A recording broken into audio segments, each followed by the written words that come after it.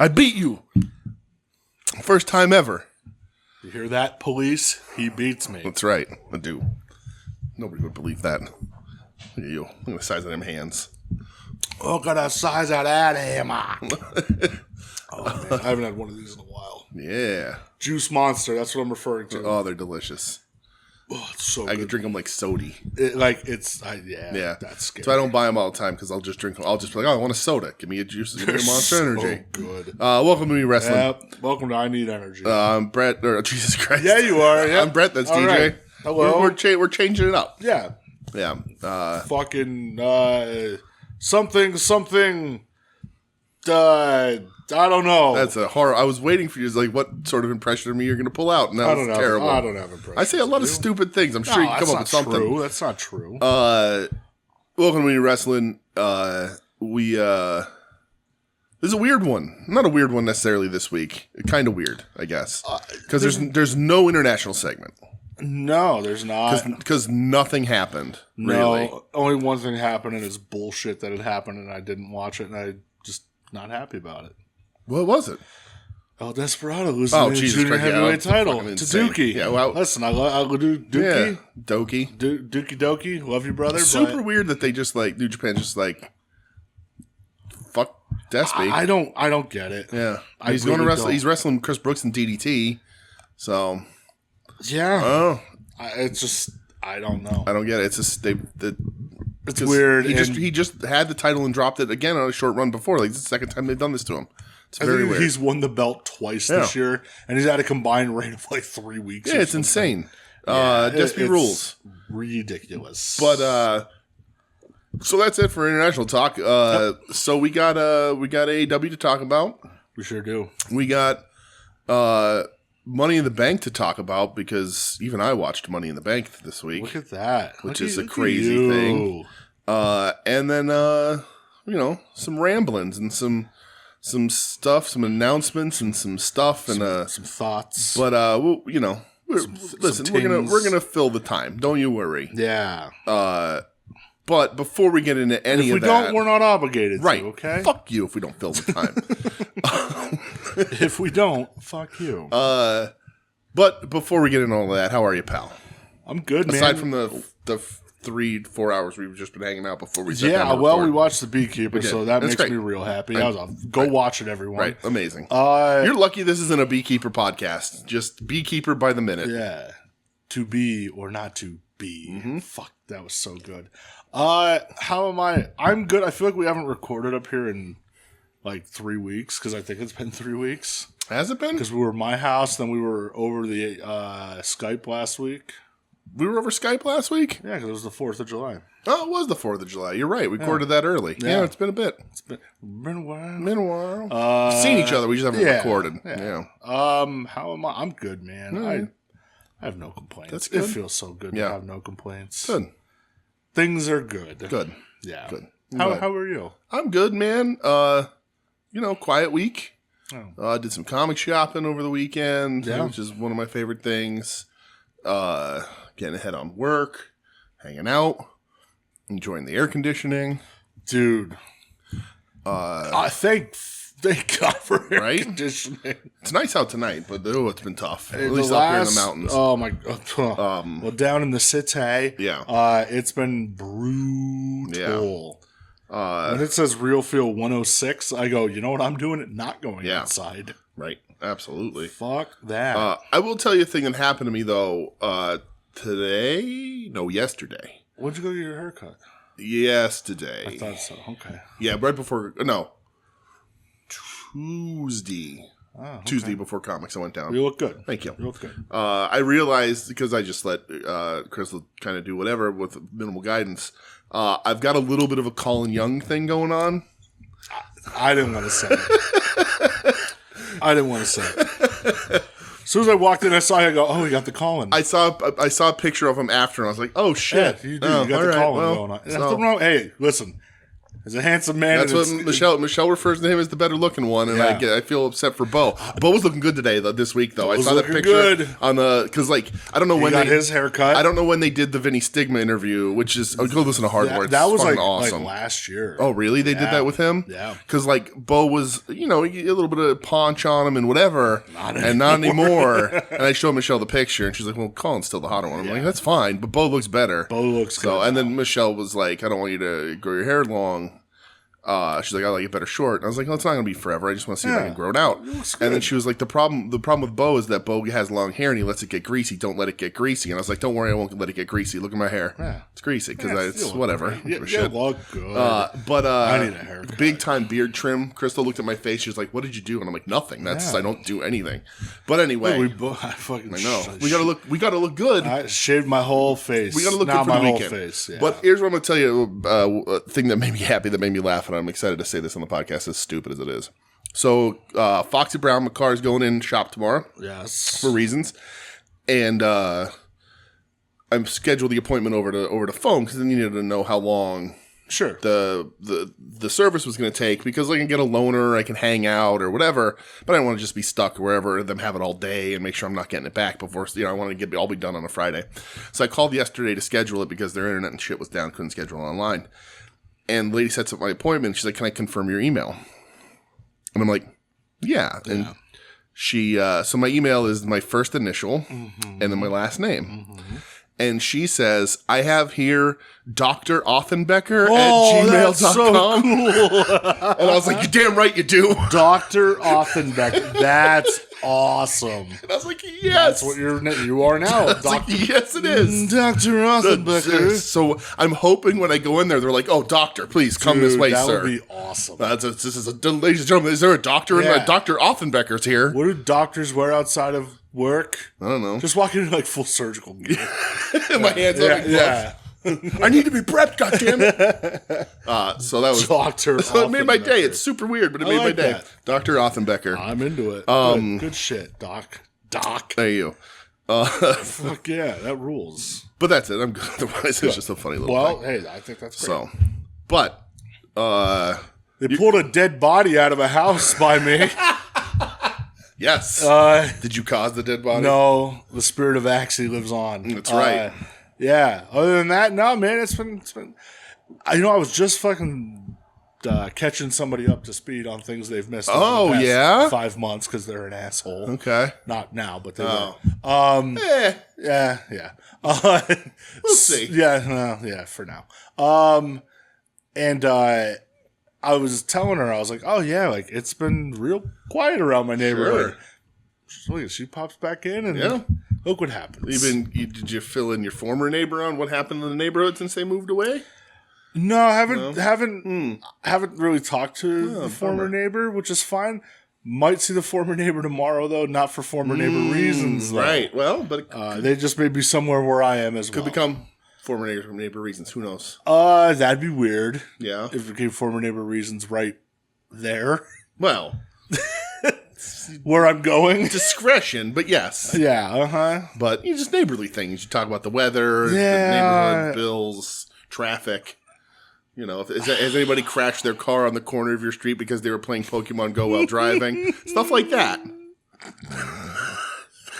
Still probably the top 3 greatest day in my life. Mine too, coincidentally. I remember Joe Mercy called me after I saw the picture. We just laughed for 5 minutes. Didn't say a word, just laughed. Oh, it was amazing. Hilarious. Yeah. So, all right, brass tacks. Let's get down to business, baby. Do you have any wrestling news apart from, like, the giant? Do we talk about the giant wrestling news here? Yeah, I don't have anything. Like, there's nowhere else for her to pop up. So no, this is it. So the biggest news of the week is Stephanie Vaquer. Yeah, it seems to be. I think everybody's talking about that.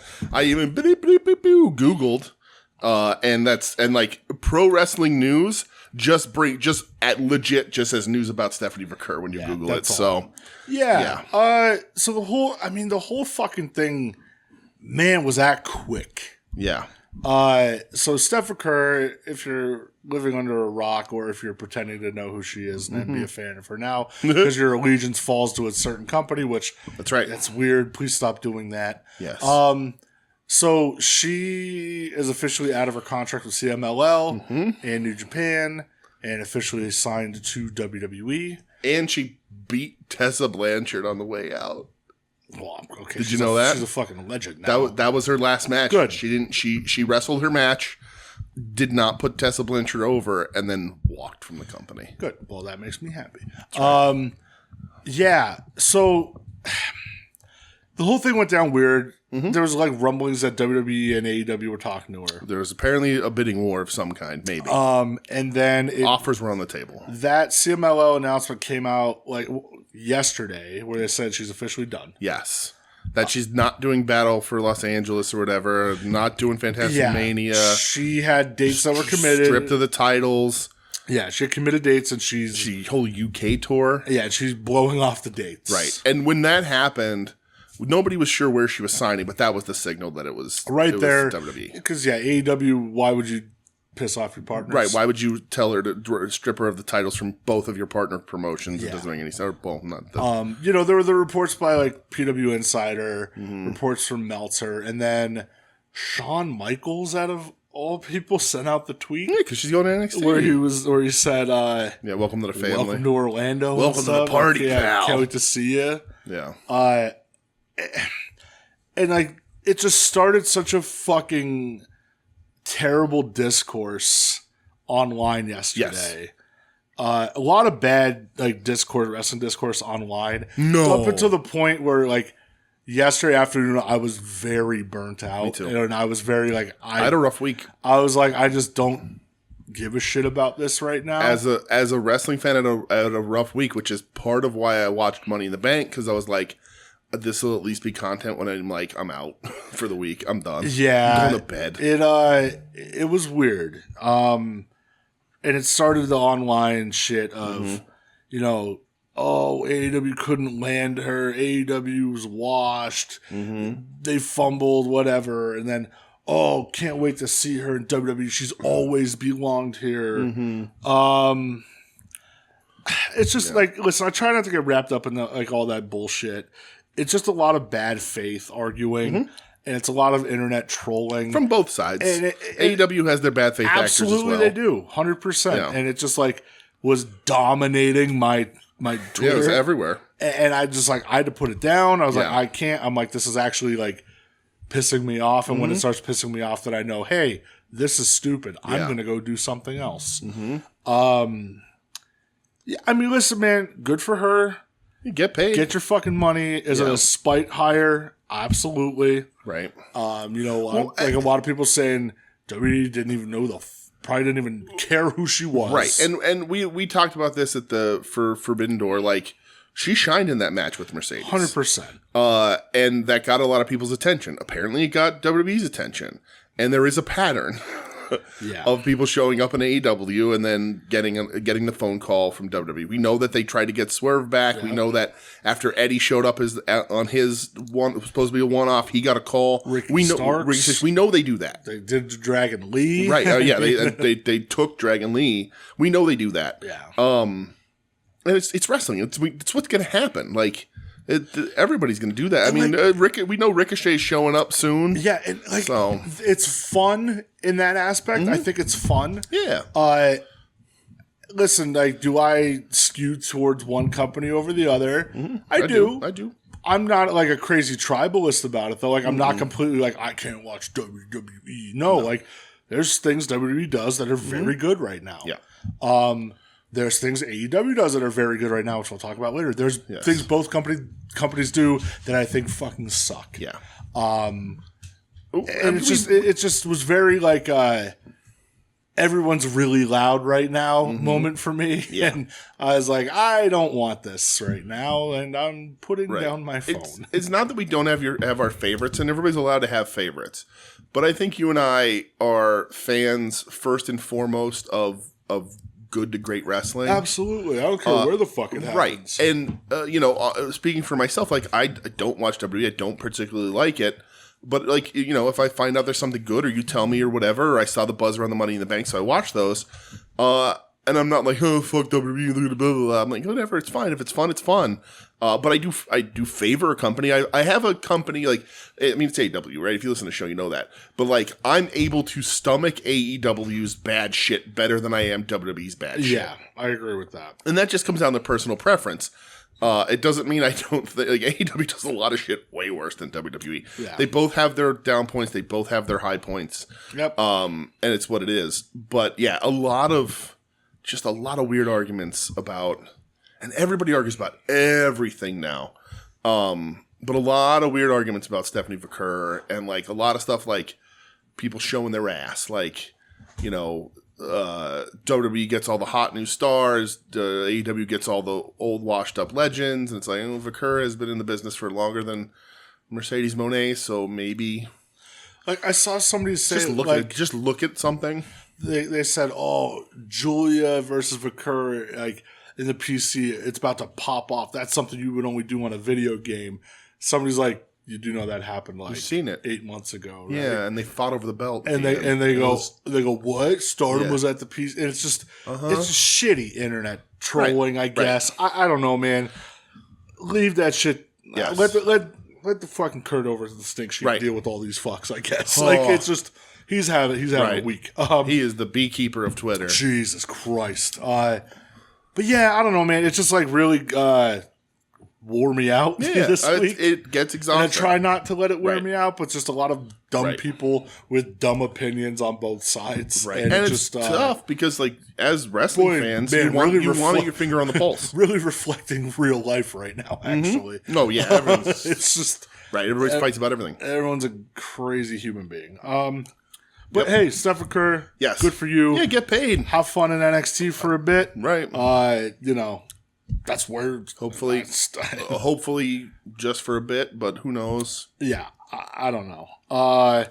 That's it. That's all I have, like, with wrestling news. Right, and the thing with signing her, like, AEW's overbloated right now. Absolutely. So, like, there's, I think, potential for better matches for her in AEW with the roster they have.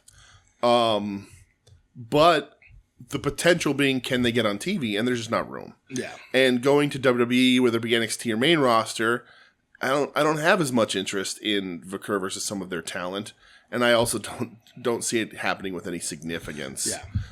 But if she got paid, that's all that matters. If she followed her dream, that's all that matters. I'll never fault anybody for getting paid because that's what the wrestling business is about. Do the least amount of work you can to get paid the most amount of money. Kevin Nash taught me that. Right. Unless you're Bryan Danielson and you do the most work. Because you're an actual crazy person.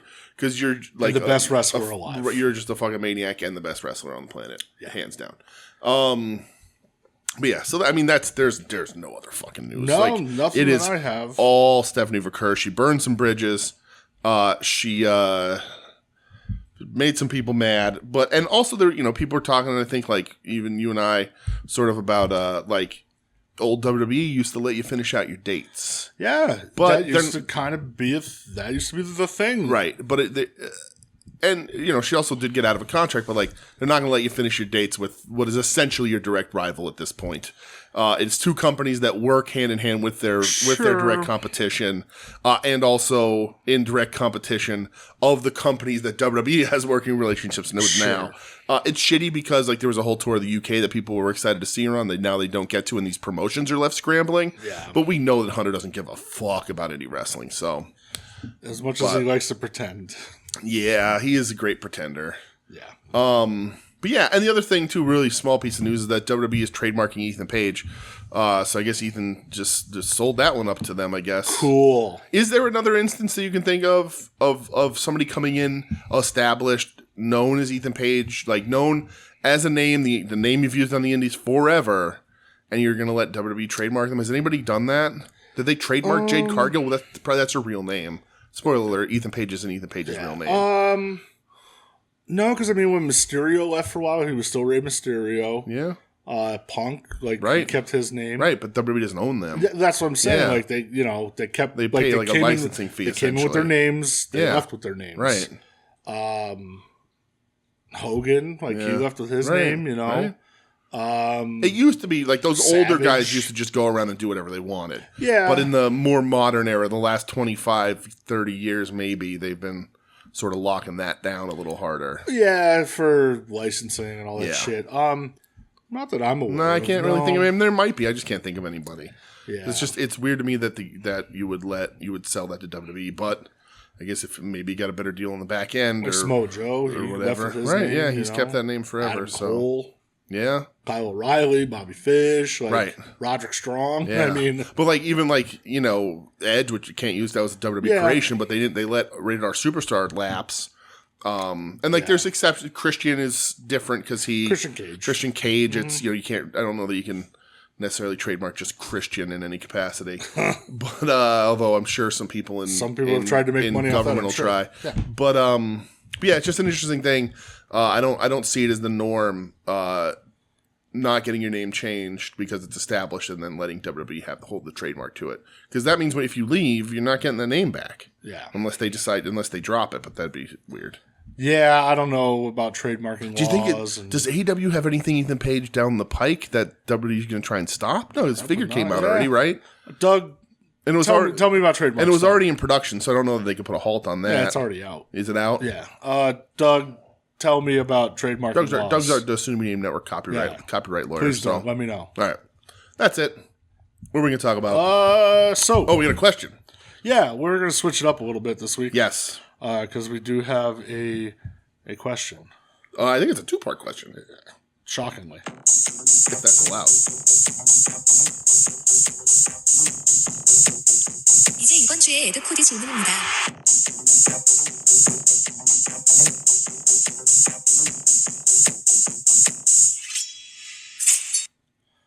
All right. So, Ed, who is back on Twitter and already back off Twitter, he has two questions. What was he back on? Was he under Hayabusa came back? No, I forget what it was. It was like Ed is all right or some shit. Oh, I didn't see it. Thanks for friending me, pal.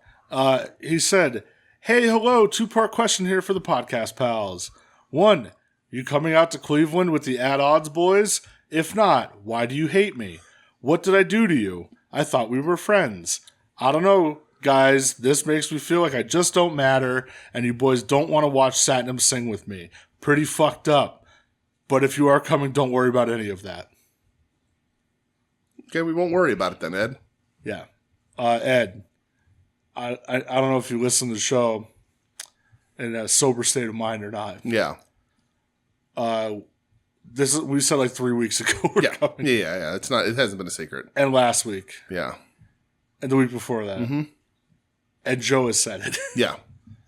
So we'll see you there, buddy. We'll see you there, Ed. Yeah. We actually weren't sure if you were going. Yeah, really. Yeah. I was asking Joe. I was like, do you know if Ed's going to go or not? Yeah. And he said, I don't know. Yeah, I don't know. So, Ed, we'll see you there, pal. Yeah. And a deep soul kiss for you.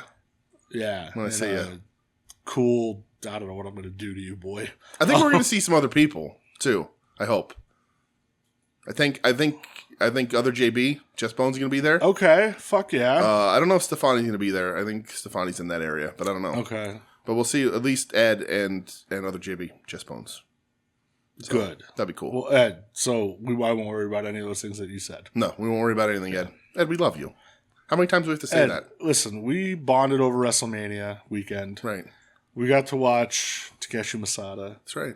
We got to watch Shoulda get beat up by Takeshita. That fuck. We did the Team No Respect dance with Takeshita. Yeah. We had a moment. Ed, what are you doing? Yeah. So we'll see you there. Yeah. Ed, second part. Why are you guys still on Twitter? That shit sucks now. That was not enjoyable. Now? Ed, I'm gonna answer your question with a question. Why do you keep going back to Twitter? He had to keep up with things for the stink sheet, right. So I'll give him that. Okay. I was asking myself that question this week. Yep. Which I just talked about. Yeah. Because mainly my timeline is like that. Like people with shitty opinions about hardcore. Mm-hmm. People with good opinions about hardcore. Yeah. It's real jarring when you sit at your desk.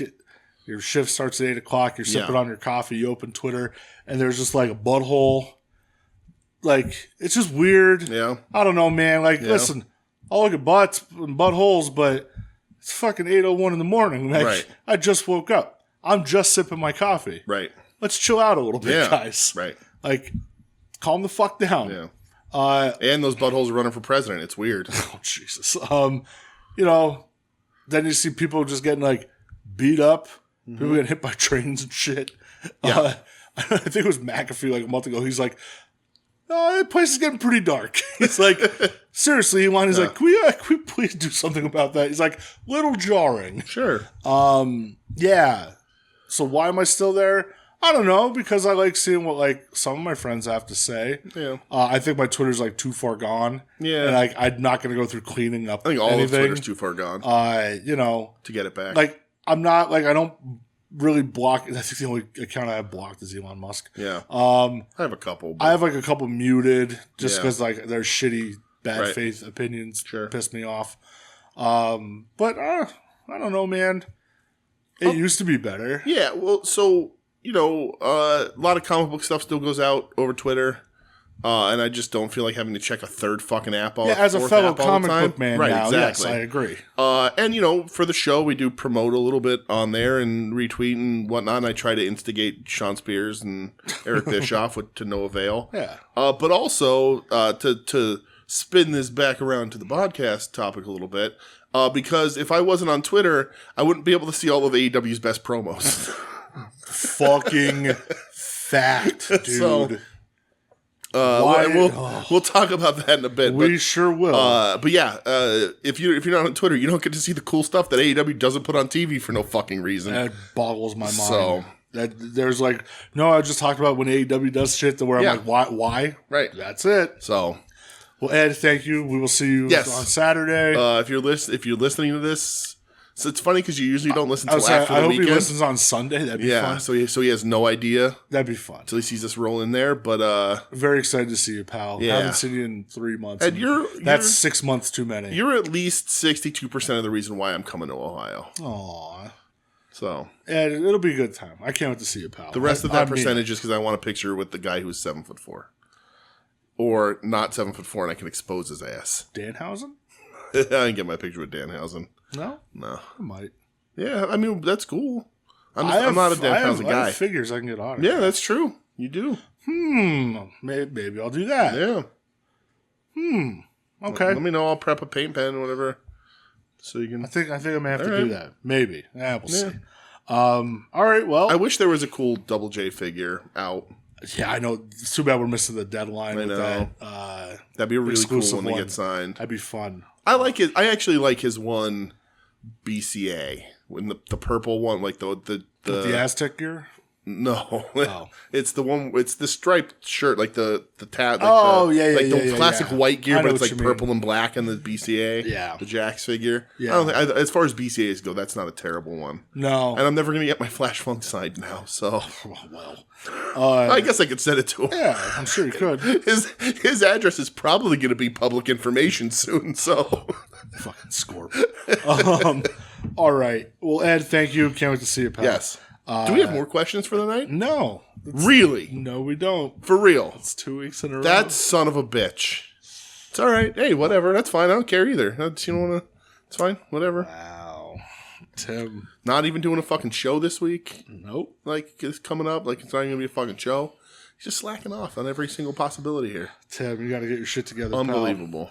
pal. All right. And also, he promised, by the way, talking to you, Timsy, listen up. You said you were going to do 2 blind rankings on this week's Final Wrestling Only did Place one. to make up for your horrible failure of not doing one the week before, and you only did 1. So, Tim, you're abandoning your listeners. it's completely fine if this is the kind of person you want to be. Jeez. It's just what it is. Well, You just got to make that decision. Marcus was prepared. Some people are the bee, some people are the beekeeper. You know what I mean? Are you going to be or not be? That's right. All right. Yes. Wrestling. talk. Wrestling. Let's get going. So WWE stuff. Do we? I have one thing from SmackDown. Okay, this is leading up to This was Money the in the day Bank. before Money in the Bank. Kevin Owens, he cuts like a promo / not a promo, talking about how his mom's in the hospital currently, Oh, okay. and how like he's been flying back and forth to see her. Is he Canadian? He's a Canadian guy? Okay. Yeah. He's from Montreal. Oh, all right. So she's up there. Yeah. Well, they were in Canada. This was in Toronto, I think. Oh, okay. I think it was Toronto. Where were the Alouettes from? Yeah, it was a CFL team. Yeah. I forget. It might have been Montreal. It sounds French, doesn't it? Mm-hmm. He's just talking about like how his mom would be mad if like he missed the shows, and like he said he doesn't even want to be here right now, but he's doing this for his mom. Mm-hmm. So his mom would tell him to get out there and kick the Bloodline's ass. I'm sorry to interrupt, but they're playing as we speak. Oh, wow. The Montreal Alouettes versus the Toronto Argonauts. I knew the Toronto Argonauts. Why do you know the Toronto Argonauts? Because I just know them. Why? Rocket Ismail went and played for the Argonauts when he went to Canada. The Alouettes are 5-0. The Argonauts are 2-2. Damn. There's 3 minutes left in the fourth quarter, and the Argonauts are winning 34-18. Argonauts put a beat down. So take that L, Alouettes. Damn. So hey, Kevin Owens' mom. Hope you feel better. Because Kevin Owens, you're one of the good ones, pal. Absolutely. So really like Kevin Owens forever, and hope your mom is recovering. Money in the Bank. Money in the Bank. So I only literally have 2-ish, 3-ish things coming out of here, I guess. Okay. John Cena announced 2025 is his retirement. Yes. It is going to be his last year. After that, he's done. Okay. The way he laid it out was kind of like, Monday Night Raw on Netflix, never been a part of that, got to do that. Yeah. One final WrestleMania, got to do that. Mm-hmm. And he didn't mention anything after it. And I went, okay, so he's just going to do a little 3-4 month stint, which is completely fine for a guy his age. He's very busy. He's shooting Peacemaker right now. Right. But then they did a press conference afterwards. Mm-hmm. And he says, no, it's all of 2025. Okay. He's going to be available the whole year. Interesting. So, don't know what he's going to do, but... So, here's my question. Also, fucking coward for saying no, and nothing's off limits and then dodging a Vince question. Oh, yeah. Real good, bud. So, I'm sure other people have asked this question, but does Cena break Flair's record in 2025? Do you think they honor him by making him the true leader, not counting if you listen to Ric Flair, he's had the belt like 29 times. But do they honor Cena by giving him that one more title win? I think he will get a shot at it. I don't think he'll win it. Yeah. I just don't think A, he would want to. Yeah. And B, Trips probably won't want to because Rick's his favorite wrestler of all time. That's true. No, I don't think. I think he will get a shot at it though. Yeah. I think you're going to see. I don't know what the big match will be, but him putting over Cody is kind of passing the torch. Okay. I think you're going to see him and Orton one more time. Okay. I think you will see him and Punk one more time. Yeah. As far as like newer guys, don't really know. Yeah. Like maybe him Sammy, maybe him Owens one more time. They're not newer guys, but I think he puts Braun Breaker over. Seems to be their darling right now. I don't know. Okay. Yeah, I don't know. I think he's gonna have a good showing in the Rumble. He might even win the Rumble for God knows. It's possible. They're definitely gonna want Cena to headline one last giant event. I don't know if that event's going to be WrestleMania. So here's my issue with that.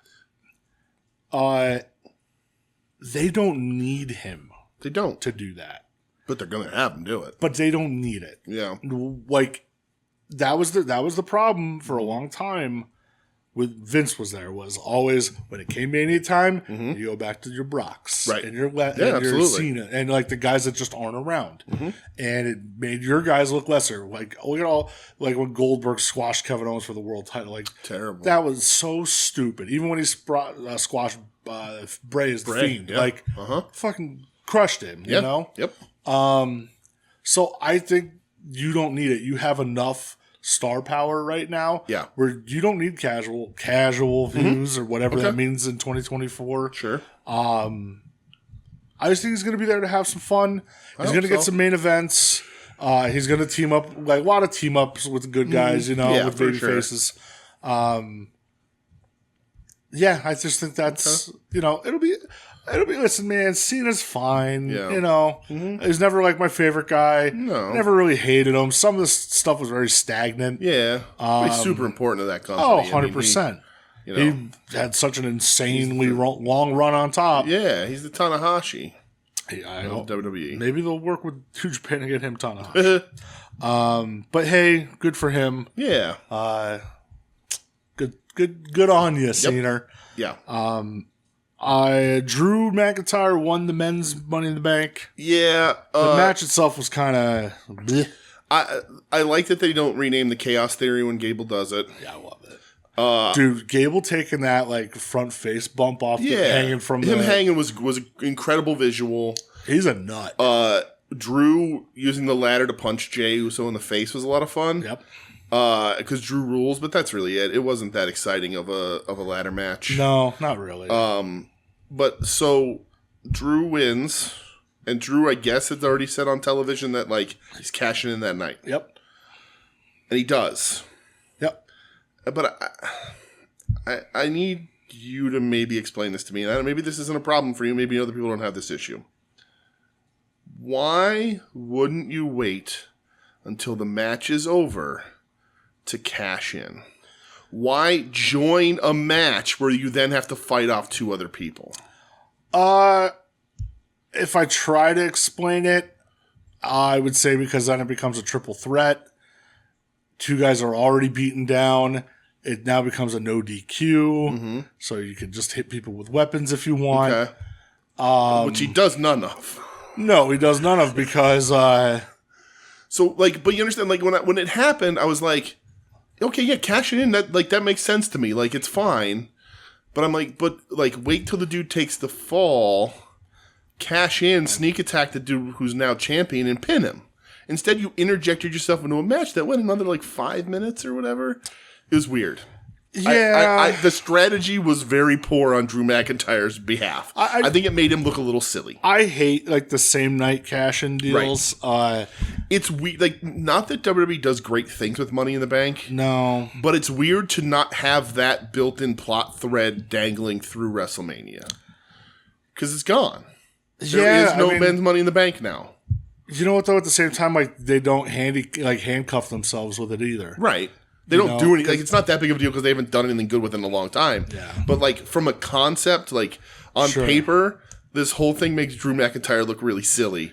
And then, of course, because what happens is CM Punk costs him. Yeah, CM Punk costs him. CM Punk beats the shit out of him. Yes. And then, Damian Priest retains the World Heavyweight title. Yep. And somebody's slandering me on Whatnot this week.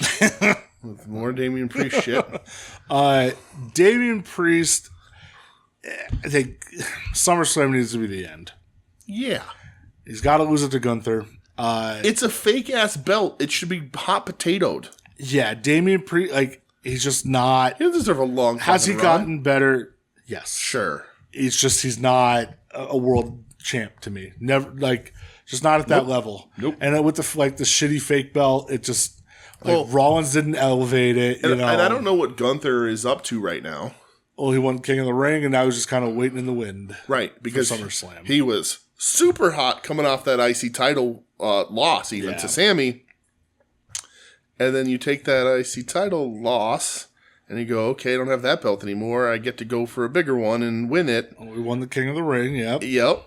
And he's just not there. And it's like, what are you doing?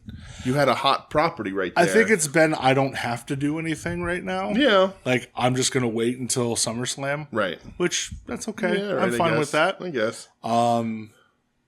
Yeah. But if they do him, he should just run right through Priest. It shouldn't even be a fucking contest. They won't do that. I know. I know. And then also, Sami Zayn Braun Breaker for the Intercontinental title. Mm-hmm. Number one, he should be Braun Steiner. Yep. Or Rex Steiner, no matter how wrong you are, Tim. He should have beat Sami for this. Yeah. Yeah. I don't buy into... Sammy doesn't need Sammy winning the title was the story. He doesn't need to go on a run. I don't buy into the theory of let's just do title changes at the big shows.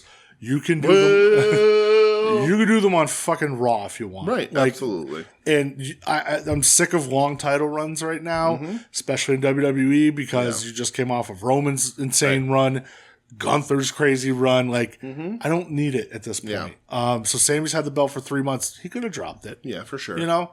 Especially with like how they've really been heating Braun up. Yeah. Why not?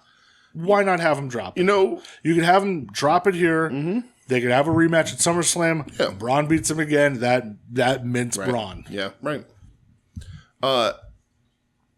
You know, it's a pretty obvious tell that Jim Ross hasn't been in WWE in a long time when the roster has Braun, and Bronson.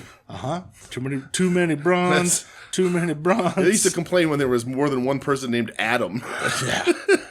Thank God Vince is there. He would just call him Breaker. Yeah. Oh, yeah. Absolutely. And then I'd say, bring him back as Brock. Wasn't that how it started? He was just going to be Breaker? He was Braun Breaker. Braun Breaker the whole time. It's terrible. You know, like I had a conversation with Tim and Marcus the other day, and it's like, that's not a world champion name. Nope. Breaker it's a stupid name. Like, it's just dumb. Yep. It should just be Braun. If you want Braun Steiner, people fucking know who the Steiners are still. Yep. Or Rex Steiner, to go off of Rex Steiner, his actual last name. It's there. Just fucking do it. I don't know why they're not embracing the legacy with a guy that sounds like his fucking uncle. Yeah. Dresses like his dad. Yeah. Like, I don't understand. Come on. Just do it. He does cool video game moves like his Uncle Scotty. Right. Like, it's just... But Braun Breaker, it's a bad indie name. It's not a world... Yeah, it's not a world champ name. Yeah. To me, anyway. Right. It's just not for me. Yeah, not good. He should have, Braun Steiner is fine, I guess, but he should have been a Steiner a long time ago. It's really silly that he wasn't. Like, you could change it. Vince is gone now. Like, you can do it. Only other thing I have is the women's Money in the Bank match. Oh, boy, yes. Me too. What a fucking car wreck this was. We were texting about it when you said that you watched it. Because I was gonna. So my couldn't believe it. My plan was to spring it on you in this exact moment that I watched some WWE this week. Yeah. But watching this match, I was like, I can't. This is crazy. It was nuts. I loved it. But for all the wrong reasons. Like I said to you in our text exchange, I said, I wanted it to end because everybody was sloppy as fuck and dangerous. But then it got halfway through and I would go, I didn't want it to end. Right. Let it go forever. This is sloppy and dangerous as fuck. Yes. Good on you, Chelsea Green. Crazy. Probably the coolest thing in the whole night was her bump. Easily. It's insane. All the angles. Yeah. That's a far fucking drop. She took it really great. Poor Chelsea. Poor Chelsea. Chelsea was like $1 million. But Zoe Stark taking the Michinoku driver off the ladder onto the other ladder from EO was fucking also nuts. Head dumping herself on a springboard in. What the hell was that? I don't know. So my favorite thing in this whole match is Lyra Valkyria fucks up a tornado DDT, right? And they do it anyway. They redo it, or she holds her up. I don't forget who it was on. Holds her up on EO. On EO. EO holds her up, and they end up doing it anyway. But in between them finishing it while they're trying to recover, Graves on commentary is like, EO, what a smart wrestler. She just used a technique we call sandbagging, and I'm like, no, you don't say that. That's bad. That's like sandbagging is a bad thing in wrestling. You don't sandbag. Ask Bob Holly about sandbagging Brock Lesnar. And then right after he gets done trying to explain it away, they do the DDT anyway, and he just goes, I guess not. Like, just completely, like, divested from the content. Just like, all right, fuck it, whatever. I guess you guys are just going to do whatever you want in there. Really hilarious. I did like that EO got her lick back when Lyra was hanging upside down from the rungs of the ladder, and EO kicked her in the face like 6 times. Well, and then also, Lyra... So the Zoe botch where she does the dive in and lands on her neck, Lyra sells it real big so that everybody notices. And then on commentary, they're like, oh, Zoe Stark hit her head there. She's on Dream Street. She doesn't know where she is. And I'm like, then she should be getting medical attention because you guys are hyper-focused on concussions. Yeah. Commentary was basically like, well, she's definitely concussed. She's not going to be able to win this match now. She got her bell rung. And I'm like, what are you guys doing? Like, what a failure at commentary. Yeah. Like, don't make the era where Vince was yelling everything in your ear the better era of commentary. Yeah. But the Chelsea bump fucking ruled. I still had a super fun time watching this disaster. It was crazy. And like the other thing too, like Naomi does the like Van Damme splits between the two ladders, and commentators like, how is she doing this? I'm like, she's done a split every day of her WWE life. Yeah, she was doing splits as a funkadactyl, and she's never stopped. Yep, funk is on a roll. But yeah, so I love this match. And let me because fun as fuck. Just because if he's not going to provide it. And now the Tim Taylor question of the week. Just pretend it's a me. It's a Dr. Offenbecker question of the week. What's that? Let's say you're a professional wrestler. Oh, so let's say I'm Tim. Let's say you're in Money in the Bank match, ladder match, anywhere. It doesn't have to be whatever money. I guess they're only at the Money in the Bank pay-per-view now, but it could be back in time when they were anywhere. Would you rather? And sort of try and ignore what happened with the one briefcase on this show. Okay. Not from like the way they're gonna book you with the briefcase angle, but would you rather win the Money in the Bank match and have the briefcase, or have the coolest bump of the night in the Money in the Bank ladder match? Now, are we? I mean, is this kayfabe? Am I an actual wrestler here? Yeah. Is this storyline? If you were a wrestler... If I was a storyline wrestler or an out-of-storyline wrestler? Well, no. All right. So, let me... not as the... I don't want you to come here and cut a promo as wrestler. I mean, from a, like... I guess the question sort of, if I really drill down on it, is... What gets you more over as a wrestler in WWE? Having the coolest bump of the night or having the fucking briefcase? Briefcase. You think so? Yeah. Because I think more people are talking about Chelsea's bump than they're talking about the winner of the briefcase. That Chelsea bump's going to be forgotten by next week. You think so? Yeah. Oh, bummer. It's just it's the cycle. Yeah. So much content gets put out. I'd rather the big bump, but I guess that makes sense. I don't pay attention enough to know that they just push past those things. But it's anybody. Because it's a crazy... There's so much content that gets put out, you forget about crazy bump. Stuff. It is. It's great. It should be in highlight packages for years to come. Right. Good on Chelsea, but to me, I just go... Yeah, people will forget about this quick, you know? Because, like, Money in the Bank briefcase, rarely, I think the odds are really low that it ever turns into a title for anybody. Oh, see, I thought they were high. I don't know. Hold on. There's only been, like, a few where I think there's been failures on it. Yeah. Like, Austin Theory was a failure. I think the first one might have been Damian Sandow. He tried to cash in, and that didn't work. Baron Corbin, I believe, didn't work. I don't think I can name anybody else where it didn't work, because it used to be like 100% hit rate. Like Punk did it twice, Edge. So John Cena, Damian Sandow, Baron Corbin, Braun Strowman, Austin Theory, and now Drew McIntyre, the only Money in the Bank contract holders to cash in and fail. Yeah, so it's a high hit rate. All right, yeah. Yeah. But yeah, I'd go briefcase, I guess, because then like, hey, I'm either A, going to get a world title run, or B, be added to an infamous list. So yeah, why not? What about you? You go I would take the bump. I would take the bump. All right. Yeah. I go from sort of the... you could sign your 8x10s after the Fed run with... Right. I'm going in like the moment would last forever as opposed to who held the Money in the Bank briefcase. Okay. I think if we were to... What I told you not to do, think about like, would you rather be Drew McIntyre who loses it immediately or have the big bump? Maybe that changes it. Yeah. But I would like I'm gonna go from prop up the Giants a little bit, but like I'm looking at this from a David Tyree standpoint. Oh Jesus! Right? Because like here's the thing, like you think about it, like with like Chelsea, Chelsea's great. But Chelsea's not having a long-term women's title run. She should get a run with it, man. She's over. But she's not. She's probably not going to get it. She's not going to go down and, she's not going to be this legend. Yeah. Maybe she'll get in the Hall of Fame eventually, but like, you know what I mean? Like she's not going to be this grand superstar. Zoe Stark's not going to be this legendary character that we know in the WWE forever. But whenever they run a Money in the Bank promo package, they can show that bump, and at least they'll be on TV again. You should show that bump, yeah. And so I'm like, David Tyree, that was his last catch in the NFL, was that helmet catch. And it's in the Hall of Fame forever. It's literally one of the greatest catches of all time. When you walk into the Football Hall of Fame, it's the ball is there and there's a picture of him doing it, and he wasn't getting in the Hall of Fame otherwise. I know we're going to Cleveland on Saturday. Can you just drop me off at Canton so I can go to the Hall of Fame instead? Sure. I just really want to go to the Hall of Fame. We'll swing back through. Never been there. Yeah. That fucking crushes me that I've never been there. We'll get you out there one day. It's killing me that it doesn't. It's very creepy at first when you walk into the room and it's just heads. That's awesome. I love that. Yeah. And then you're taking pictures of all your favorite heads. It's weird. Maybe I'll go when Jason Kelsey gets in. There you go. Oh, dude, I forgot the other day. I completely forgot I even ordered it. Oh. And I got a package, and it was from Funko. I was like, what the fuck did I buy? Mm-hmm.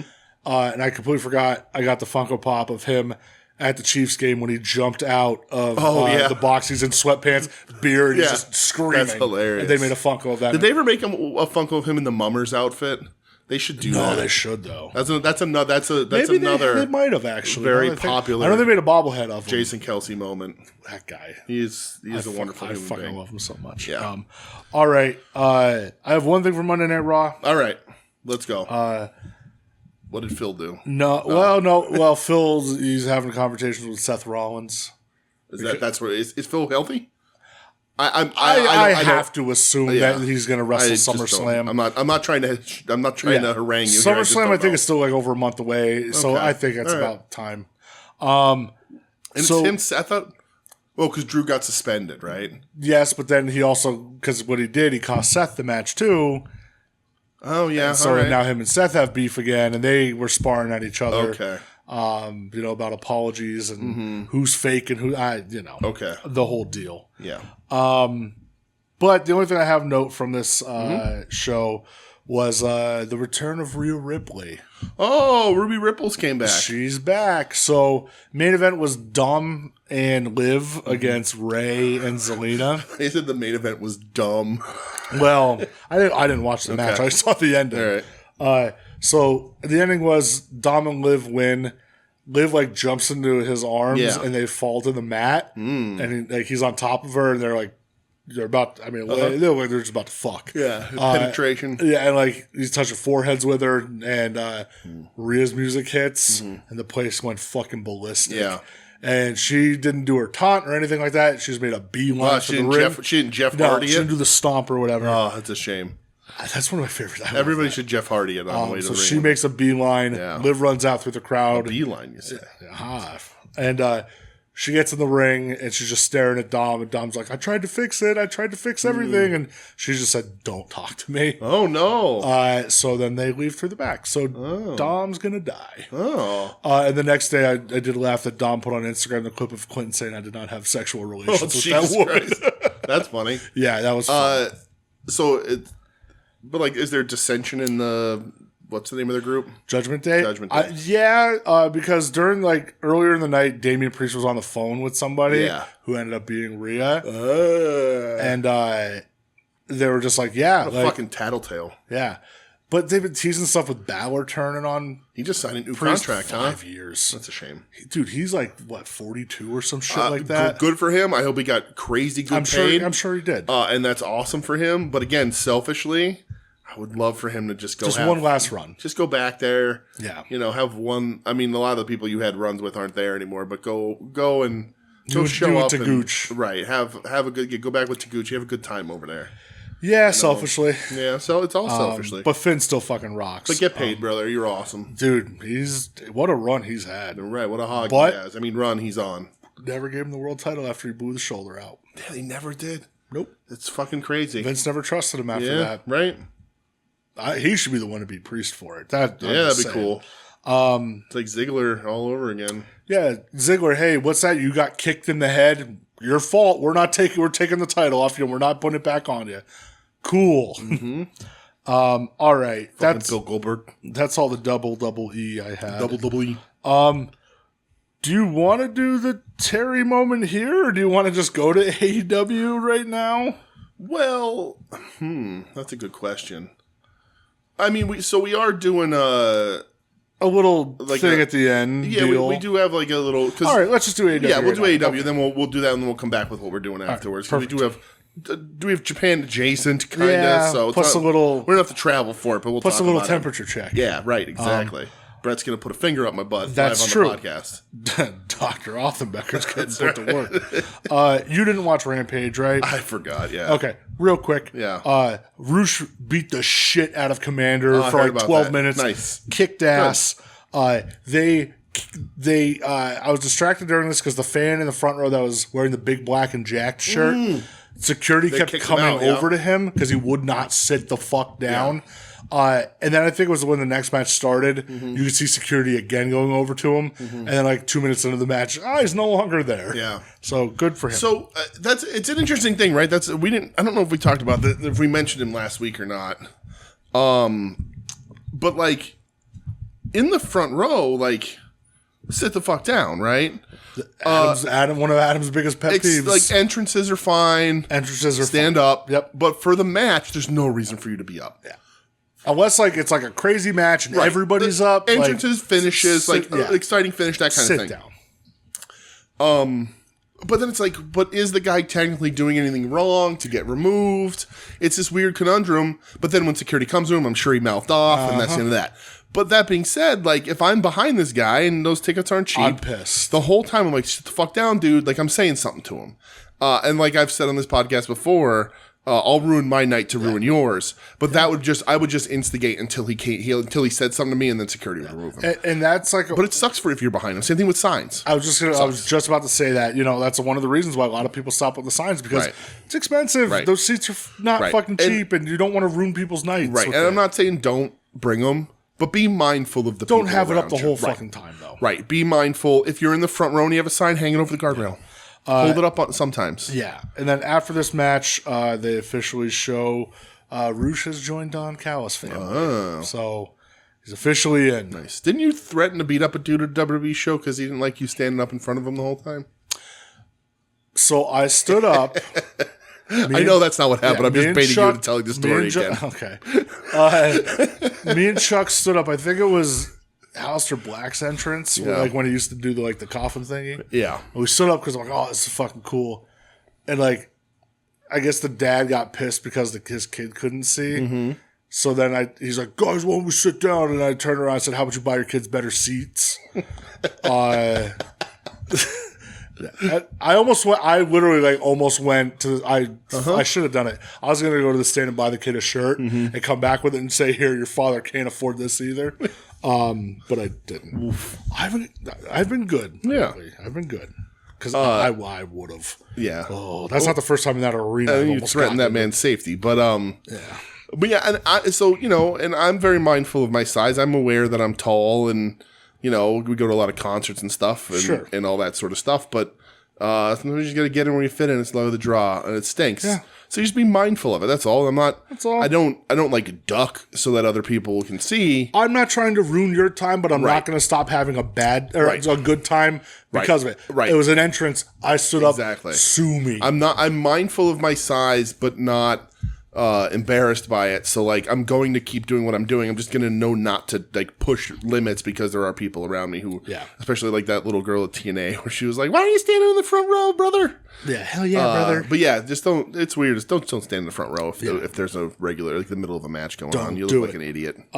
Especially not front row hard cam side because you're just trying to get fucking attention. Yeah. Goof. Roderick Strong cut a promo where he yelled, Tomohiro! Oh. Ishii. He goes, I'll never forget. I've been counting down every day since you beat me for the Ring of Honor title, or the TV title. Yeah. And I think Matt Taven's like, yeah, it's been 4,034 days or something like that. Okay. He goes, he hasn't forgotten. That's funny. So they're going to lead to Roddy versus Ishii. That's awesome. That was news we didn't talk about. Ishii's there for the whole summer. Yeah. As we sort of speculated, I think, last week, because he's not in the G1, so he ain't got nothing to do in Japan. Come hang out in the States for the summer, brother. Yeah, come.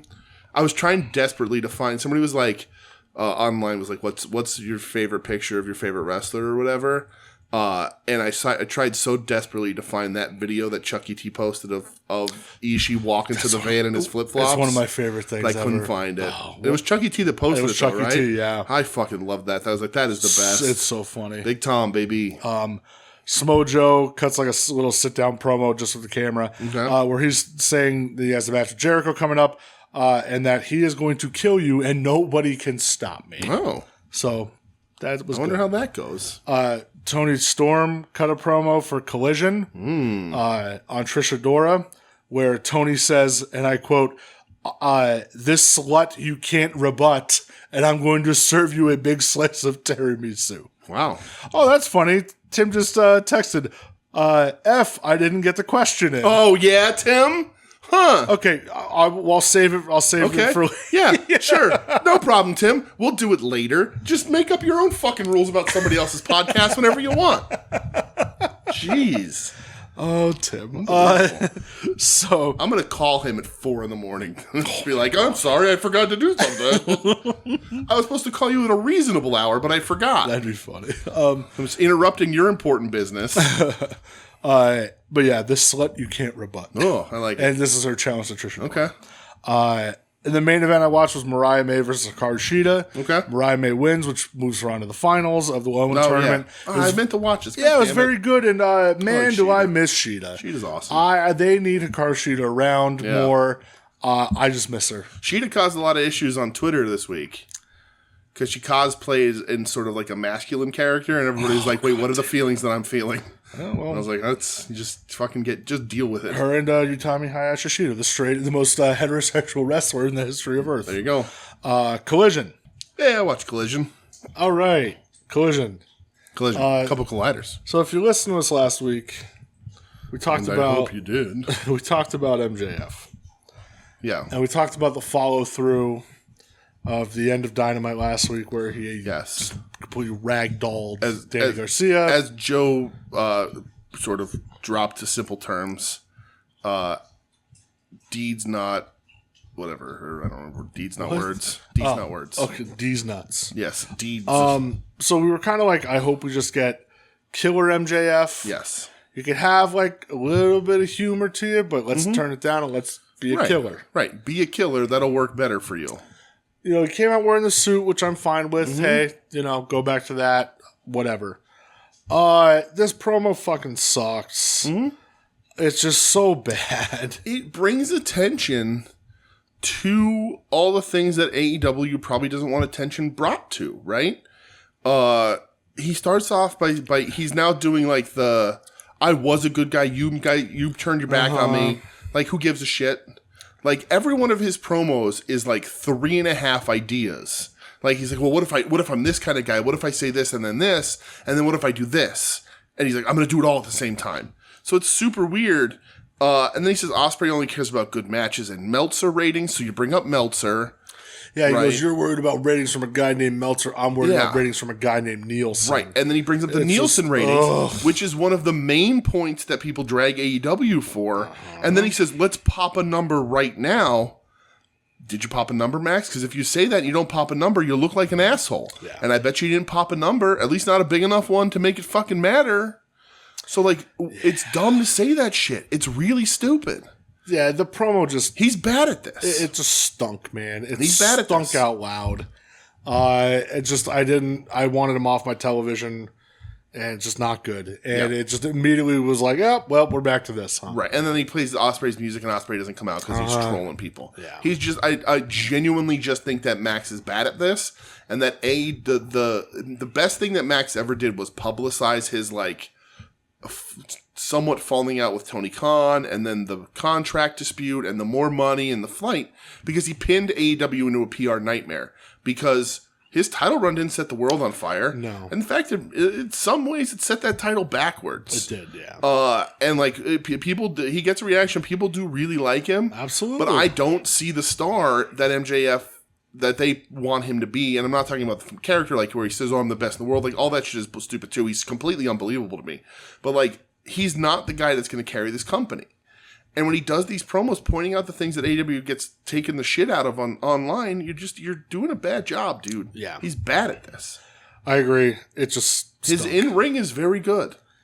Absolutely, yeah, his in-ring, he gets it done, man. But he's very good. Bad at this part, and he thinks he's great at this part. Yeah, it's just not for me. I liked the first backstage Hangman Unhinged promo, where he's like turning a shade of red, just screaming. Yeah. More of this guy, please. Yeah. And more about this guy later. He's going to right a wrong. He's going to do all that kind of stuff. Like he's, man, he's fucking killing it. Hanger is the dude, man. He certainly AEW relied on him to do a lot of things, and he certainly keeps close tabs on his character and what makes sense. Yeah. Because like you can say a lot of things about Hanger, we're going to talk about him later, like you said, but like dude ain't wrong. But what's the best? What's the best heel? The one that feels justified. Right, exactly. You don't want to talk about conglomeration versus Iron Savages? No. What's the word of the day? I didn't. Epiphany. Yeah, I didn't watch. I watched the promo. I didn't watch the match. Oh, so there's a funny thing that happened in the match. The Iron Savages have the sauce. They drink the sauce. And Briscoe and Cool Kyle drink the sauce in the match, and like Ultimate Warrior out and just go fucking crazy on them. Jesus Christ. That's a funny little thing. I liked it. Tony Storm, Trish Adora was okay. Oh, I really liked it. You're not a Trish Adora guy. Like I am. I don't. I just don't see it. I think this is the best she's looked in AEW, and I think this was a really solid TV match. There's not much else she has to do. She's not in a position to do anything else, but I like Trish a lot. I thought this was a good match. Every time I see her, I'm just like, you're all right. Okay. I liked Christian's promo. Yeah. Where he tells Juice Robinson to go suck on another fentanyl lollipop, you loser. Yeah. That was wild. Yeah. It's a wild thing to say. Insane. I had to Google who the Trios champs were because I forgot. The Bang Bang Gang. Yeah, they are. Yeah. Because they're not doing anything with any of these belts. No. And did you see? I saw spoilers. You see what they do on Collision? Because I think they taped Collision already. I didn't see Collision spoilers. Yeah. I saw other spoilers. I saw Collision spoilers. Bummer. So. Yeah, we had juiced up Kip Sabian here, too. Yeah, that was fucking weird. He says, I lost my father, and Christian says, well, that's good. At least he's not around to see what a disgrace your career has become. What a handlebar mustache he had, though. I will say that. What do you think of Claudio versus the Beast Mortos? That was fun. I like the Beast Mortos crush that cameraman. I thought it was good, not great. Yeah. Not great. It was, I do want to see more of Mortos, though. Yeah, right. I think he has an insane look. It's Black Taurus. He's good.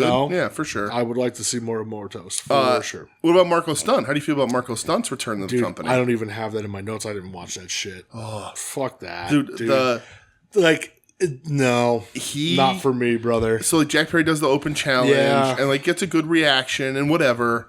But there is a point in this match. It was the lawn dart. It was so cool, dude. Like the match is whatever. Perry does a fine job of making it seem like it's a threat. But the lawn dart spot was so fucking funny. I loved it. Just that spot though. But super weird to see Marco. Did not expect Marco to be back, but all right. When I saw it it pop up, I was watching Money in the Bank and I looked and I went, oh man. The Jack Perry experiment continues. Sure does. Matt Menard. You're getting Red Death. Yeah, he gives an update on Danny Garcia. Yes. Says he can't feel the left side of his body. Yes.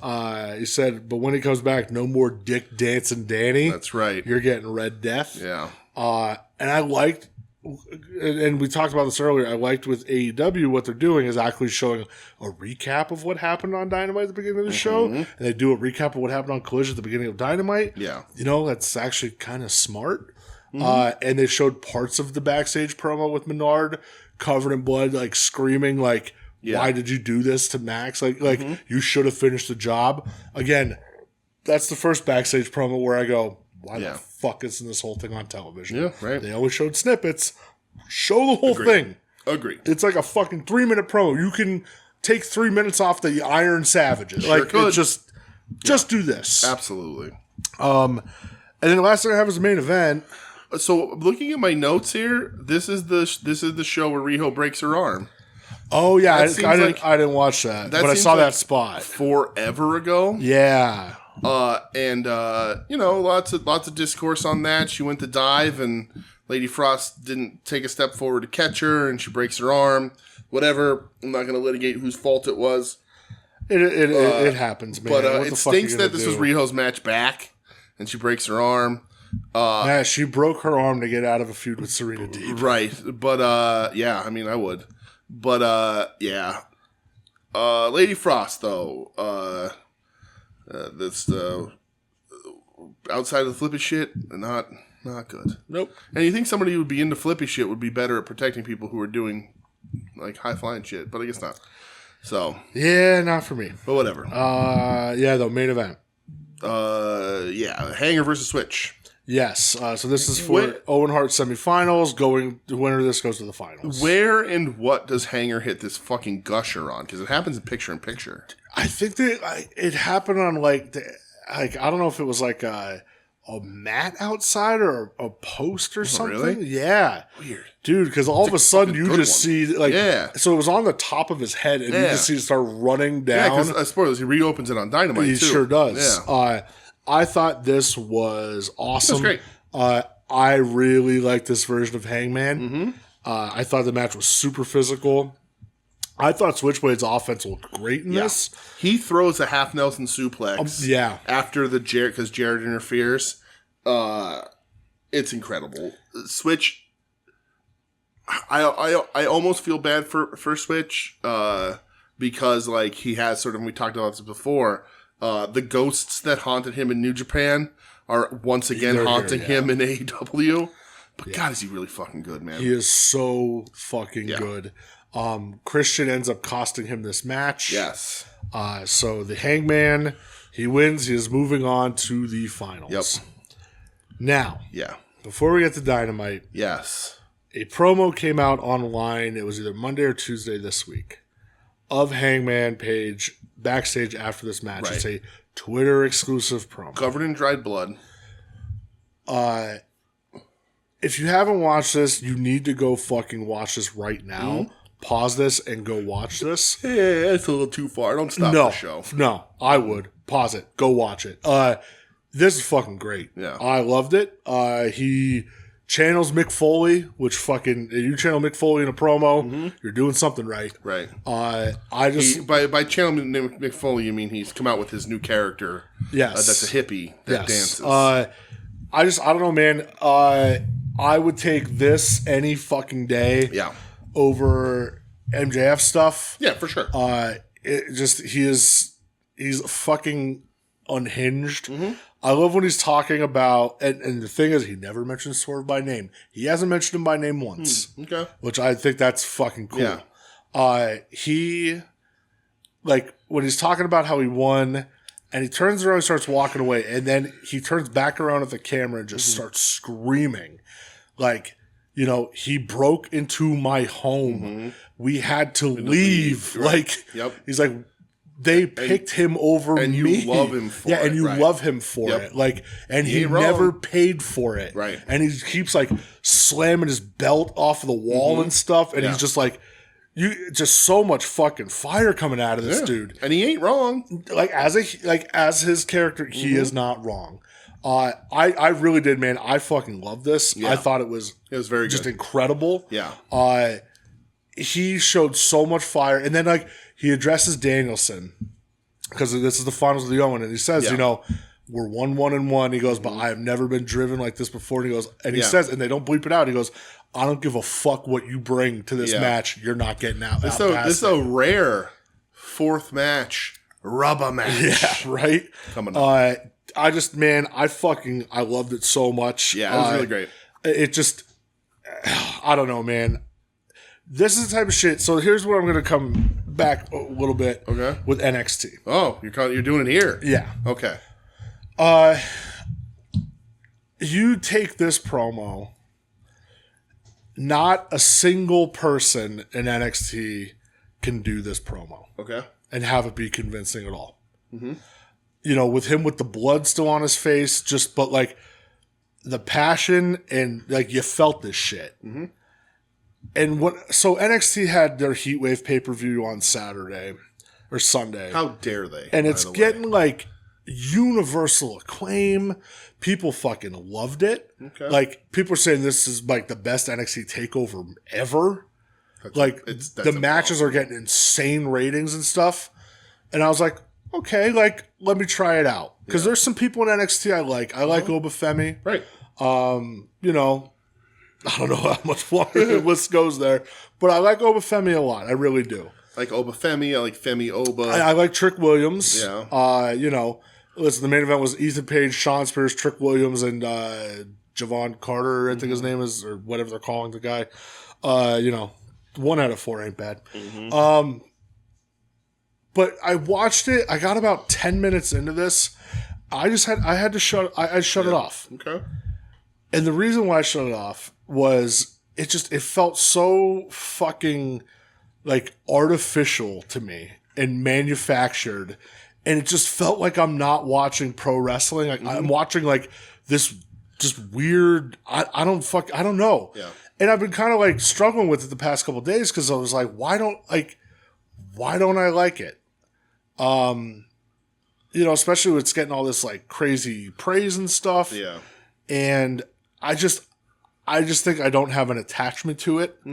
I haven't watched their weekly show in fucking couple years now. Right. I'll pop in every now and again on these takeovers, and like everybody said, this is the best one they've done. Yeah. But there's no connection to me, and it feels like it's fake wrestling. And talking to and Marcus brought up a point when we were talking about it, and he said like it just feels like video game wrestling. Like it just feels like a dance recital almost. And I don't know, it just feels like there's no love of the game kind of. Did this have the match that people were like saying was like Ospreay Ricochet? Yeah, that Soul Rucka. Yeah, okay, is that what that was? Yeah. Okay. And sure it was. You know, and I don't have a connection to it. And that's where, like, I see a promo like this, and I go, like, okay, the bad faith arguments of people with AEW doesn't tell stories. This is a fucking story that's been going on a long time now. Right. We'll get more about story later with AEW. But it just, I don't know. It just feels so fucking I don't want to say fake. Yeah. But it's just manufactured. And listen, like NXT's heyday, I loved it. You know, I thought it was fucking great. I thought it was some of the best shit on TV. Yeah. There was no AEW at the time. Right. You know, even when AEW came around, NXT was still good. It trailed off, but it was still good.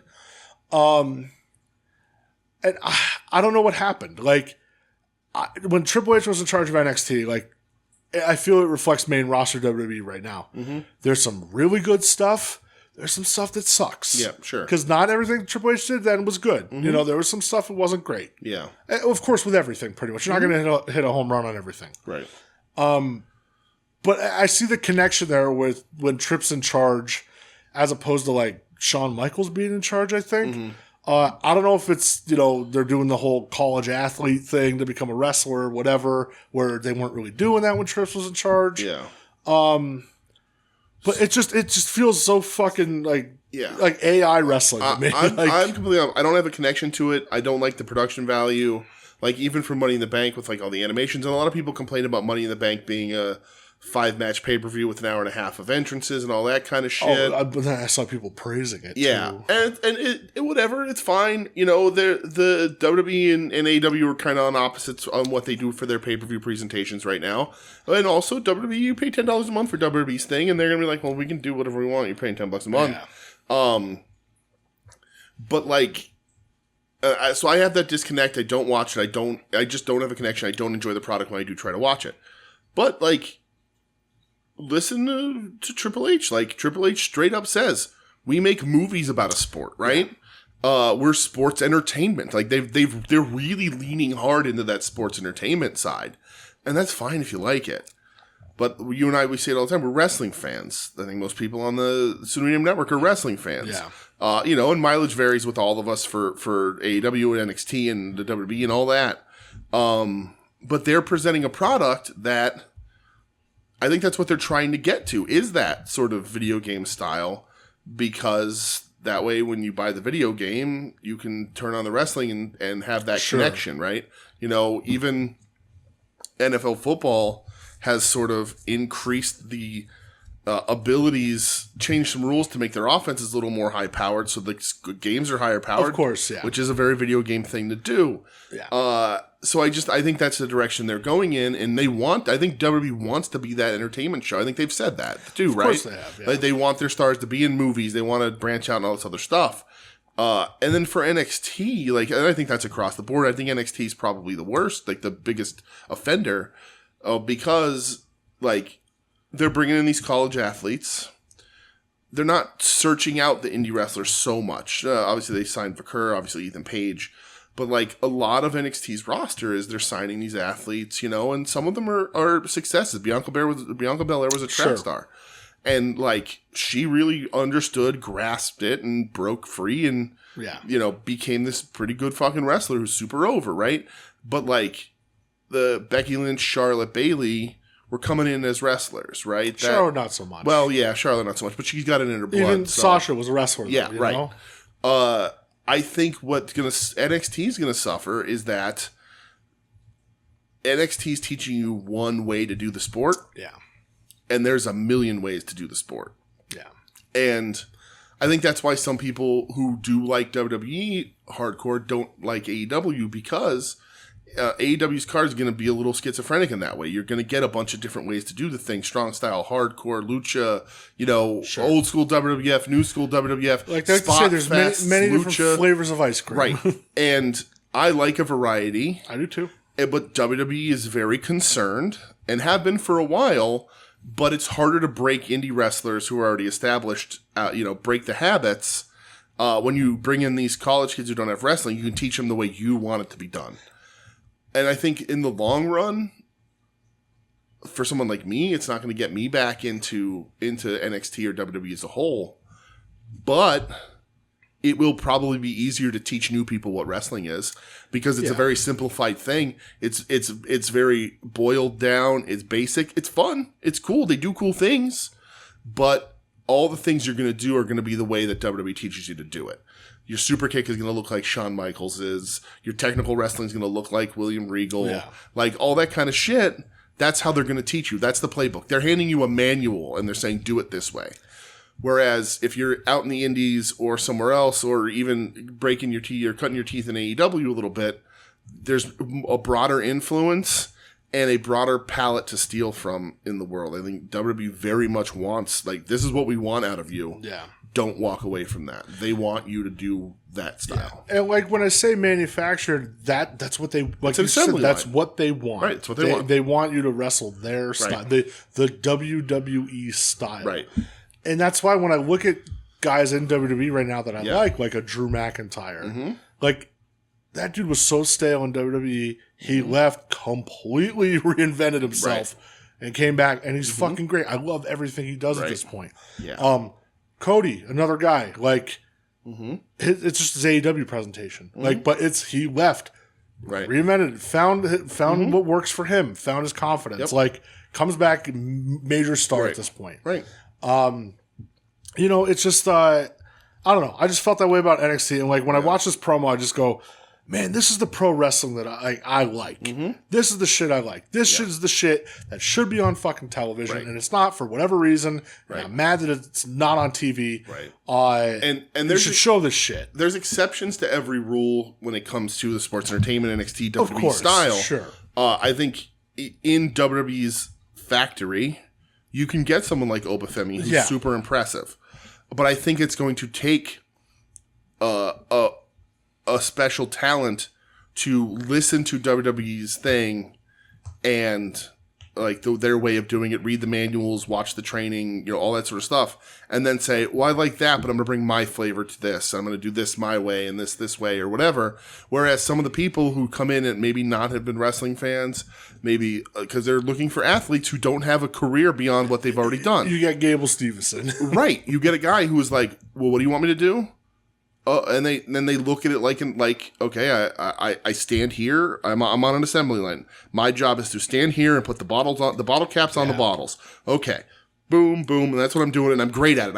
I've done 1,000 fucking bottles on this production line, and everybody's happy with it. So you're gonna get people who are like, I'm not big into pro wrestling, but it's a revenue stream for me. It's a career that I can still stay an athlete because track stars, Olympians, once they get it beyond that, you got to enter a private sector. So this is a way to stay an athlete But a lot of them are going to say, well, I don't need to push beyond what they're telling me because this is they want from me. They'll be happy with me doing it this exact way. Then that's the way I'm going to do it. And they'll be happy with me. And then you get the people like Bianca or hopefully like Obafemi or some other people who are like, well, I'm gonna bring my own flavor and hopefully stand out above everybody else. Yep. You know, people are getting paid a fair amount of money. And I don't know that WWE is asking them beyond the grind, like Hunter likes to talk about. God. I don't know that they're not asking for flavor. They're asking for WWE. That's the flavor they want. Yeah. They don't want your own flavor. I agray. But go watch that fucking Hangman promo. It was awesome. It's a goddamn shame it wasn't on television. Absolutely. All right, so we're getting to Dynamite. What a Dynamite. Yeah, for real. Will Ospreay cuts a promo, kind of addressing MJF. Not great. Mm-hmm. And this is the first time I'll say this. Will is much better when he's showing fire. Yes. Every promo he's had in AEW where he shows fire, he's been great. I think he's better off the cuff, and this read like he overthought it, and then like worried a little bit that he was going to misstep. Yeah. And then apologized for misstepping, but I don't know what the misstep was. Very weird. Yeah. And I get it. Like, he feels like he did a bad job and he wants to do better because he's a guy that's like, I'm getting paid a lot of money. I want to be the best that I can be. And he's saying, like, I want to be the guy here. Right. And, like, we know he's not the best talker. This was fine. Yeah. It's just sort of like, wasn't great. Wasn't great. But that's fine. MJF comes up on the screen and he's like, you want to see it tonight? You want to see it? And, no. Yeah. It's just the old heel shit. Mm-hmm. And he's sipping wine. He's like, oh, this is a good red. And I'm like, okay, we're back to like fake rich guy. Cocky fake rich guy. Yeah. And I'm like, you're not believable as that. Like, I was like, you wringing Danny Garcia's neck for a second. I was like, oh, wait, I can buy that he's a little bit of a tough guy here. Yeah. Like, he's all jacked up, like, whatever. Like a jock bully or something. But when he's doing this, I'm like, I don't buy you as a rich kid. You don't dress, you don't look and dress like you have good taste. You just don't. Yeah. The suit, doesn't make the man. And, like, his suits don't look particularly, like, he looks good. Like, he doesn't look bad in these suits, but he also doesn't look like a real rich guy. Sure. So when he does this stuff, I'm like, it just rings so hollow for me. Yeah. So next week it's gonna be Ospreay versus MJF on Dynamite from Little Rock, Arkansas. Oh, the hotbed of professional wrestling. Little Rock, Arkansas. That's right. That'll be great. I'm sure Max Caster's gonna have a rap about Bill Clinton there. Oh, wonderful. That acclaimed rap thing last night. The video is so dumb, dude. It's just lame. But remember they did the acclaimed video when they were super hot too. Yeah, they're trying to get them heated back up, and it's over. AEW cooled them off a little bit back like months and months ago, and you haven't gotten it back. I need Bowens to do a beatdown on Caster at the end of the next Dynamite. Yeah, bloody him up. They're just trying to force it a little bit. Yeah. Men's final for the Owen: Bryan Danielson versus Hangman Adam Page. Mm-hmm. Jeff Jarrett, the special enforcer. That's right. I fucking love this. It's great, dude. I thought it was just great TV wrestling. Yeah. I'm still like, God damn it, I hate picture in picture. Yeah. It pisses me off and it makes me want to watch a fight feed. Yeah. But no, man, this was fucking great. I love like the tiny little fucking nuance thing of them doing their entrance and Hanger comes out of the babyface tunnel when Jarrett's looking at the heel tunnel. Mm-hmm. And why? Because Hangman's I'm right. Exactly.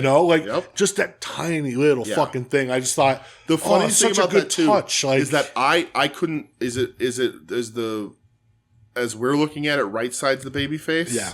I never noticed. I never remember to pay attention. That's the babyface side. Yeah. And I know that happened because I saw people like tweet about it or whatever. Yeah. Ed, but yeah, I just never think of it in the moment, like because it's to me it's just like such a weird thing. Sure. But yeah.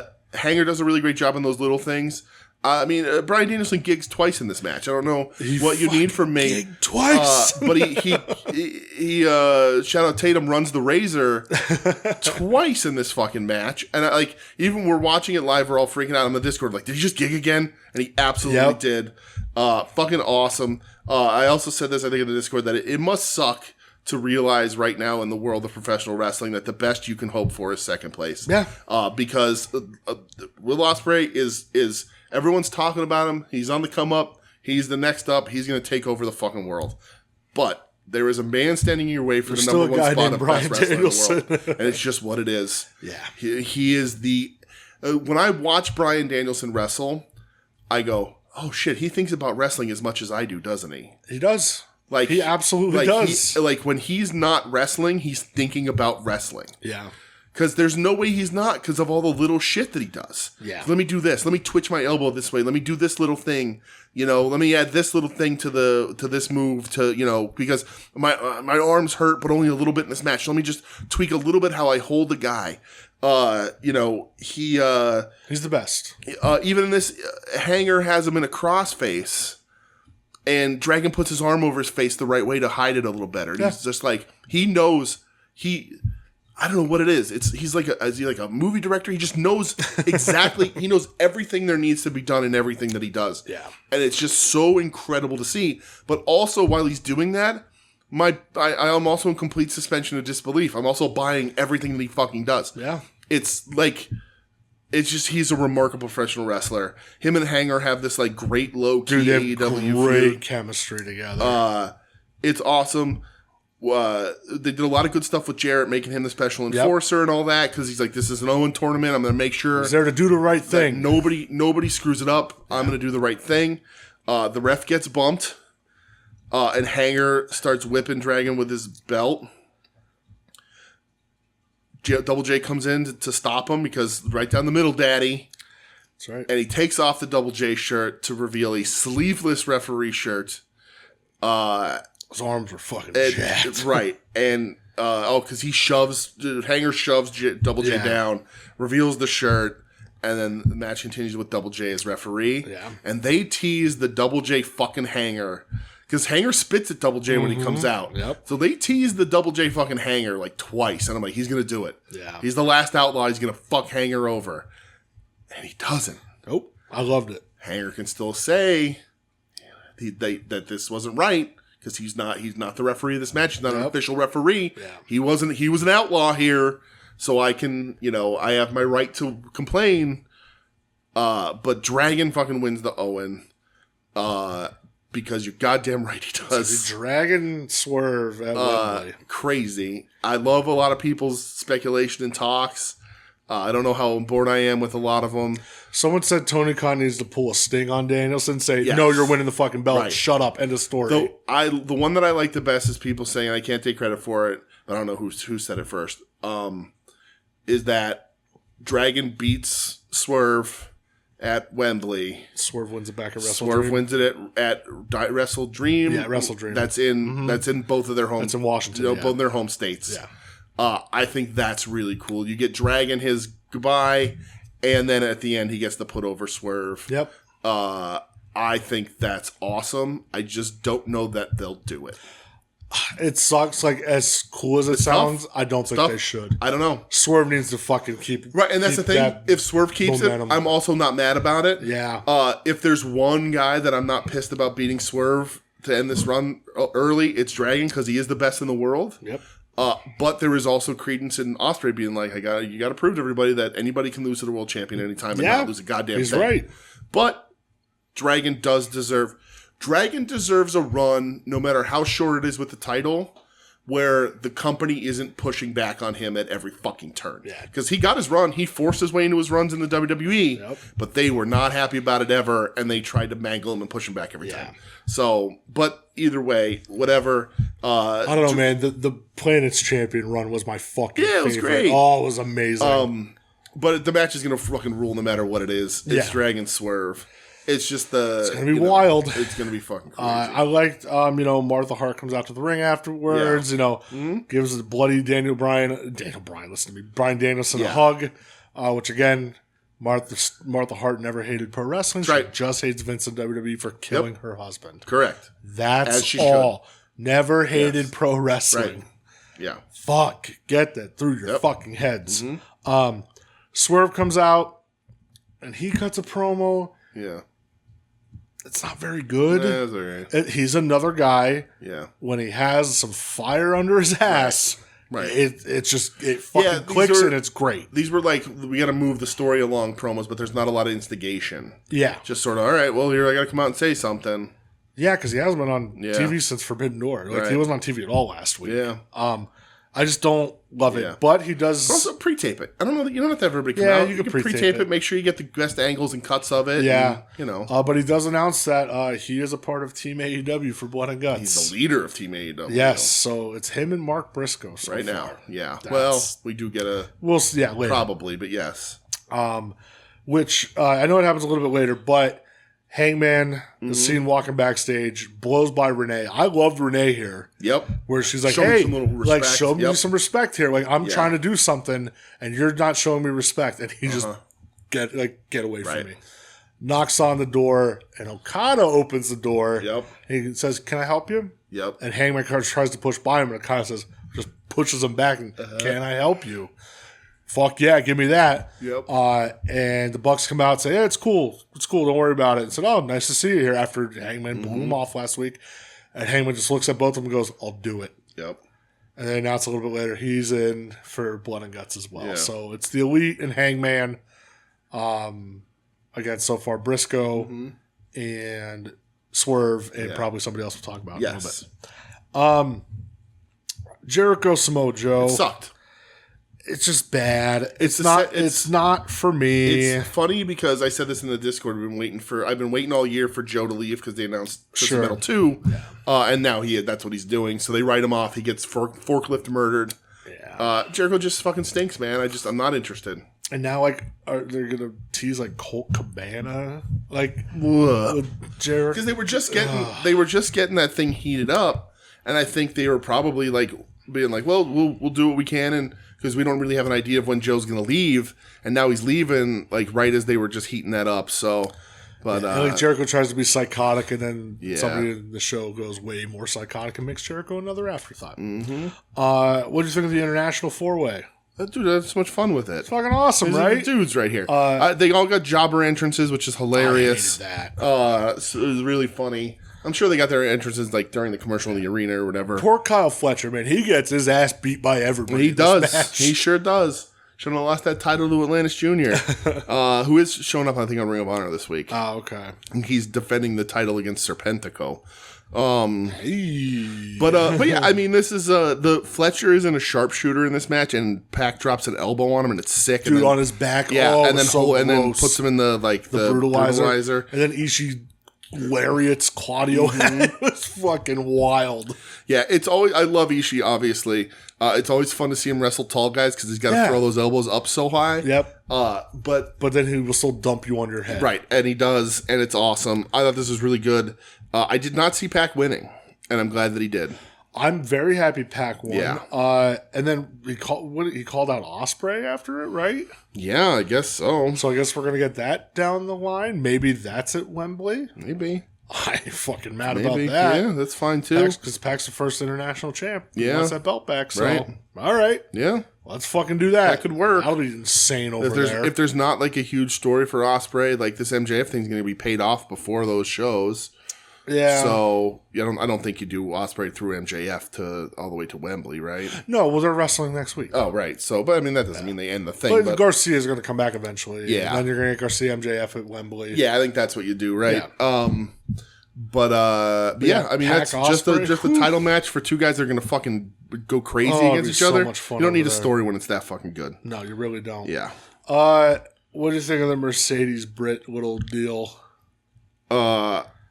Mercedes thanks the Bucks for the extra security. She's going full on heel, which is where she belongs. Be doing, yes. She's better at it. And then she said, "When I'm done with you, you're not gonna have another stroke. I'm gonna leave you for dead." It's like, oh boy. But I will say this, and excuse me for being greasy. Thank God my wife doesn't listen to this podcast. Britt looks very good. Britt looks good. And Britt with like the long straight hair and like she always was in really good shape, but like the abs she has now, like her and Chelsea Green look very similar. Mm-hmm. They have like the similar sort of like body type and everything. And I was like, yeah, they're Britt impressed me. I was like, it was never the biggest. Not that obviously she's an attractive lady, but I was never like, oh yeah, Britt Baker all the way. And when she's out now, I'm like, oh, what the fuck's going on, Britt? This is one where it's going to worry me when the bell rings. Let's just think, because we know Britt ain't good in the ring. Well, we know Britt's not good in the ring. How much time has she had off? Yep. And also, listen, I like Mercedes. I think she's a pretty talented wrestler. Yeah. I was thinking today, it's interesting, like, Charlotte's out hurt. Becky's took time off. Like semi-retirement. Right. So, like, they're like the only two standing from, like, that golden era. It's insane. Bailey. Yeah, I said Bailey's champ in WWE. But even her, they're not giving her a ton. No, but, like, at any moment, even though I said I like Mercedes, but at any moment, she can decide that don't work for me. Mm-hmm. She's done it before. She'll boo-boo face in that ring, and then she won't play ball and and she'll make sure Britt doesn't look good in that ring. Yeah. And I don't know whether or not that's beneath Britt either. To also they're both who's gonna out petty the other one. Right. So the match is gonna look good. These ladies look good. Sure. But not from these ladies can wrestle. Yeah. A year or however long off Britt Baker coming back against Sasha, who's been fumbling and bumbling her way through a little bit in the ring. Not gonna be great. But it'll be hot with the crowd because Britt's super over. Sure, yeah. And she's returning and all that. So, and Sasha's better as a heel. So it is what it is. We come back from a commercial and we see like Brandon Cutler getting beat up. Why was he painted up? I think because the person beating him up painted him. Is that what we're going with? That's the only thing I can think Darby of. painted him like Darby to beat him up. Brother, I don't fucking know. I thought I missed something that Cutler is like dressing up all the time now. I was very confused. Yeah. And it does end up being Darby. Yes. And Darby says into the camera, like to the Elite, he's like, I told you I wasn't done with you. Mm-hmm. So you assume Darby's going to be in Blood and Guts. Yeah. Because he's a fucking psychopath. Right. Because he just comes in to do the crazy matches and then leaves. Yeah. I love it. Yeah. he knows his fucking job. So two more. I know it's going to be. I hope not the Acclaimed. No. There's. I'm not going to say who, but there were spoilers about their return last night. The newfound chicken and rice. It's absolutely who it's going to be. Maybe. It could be. I don't know.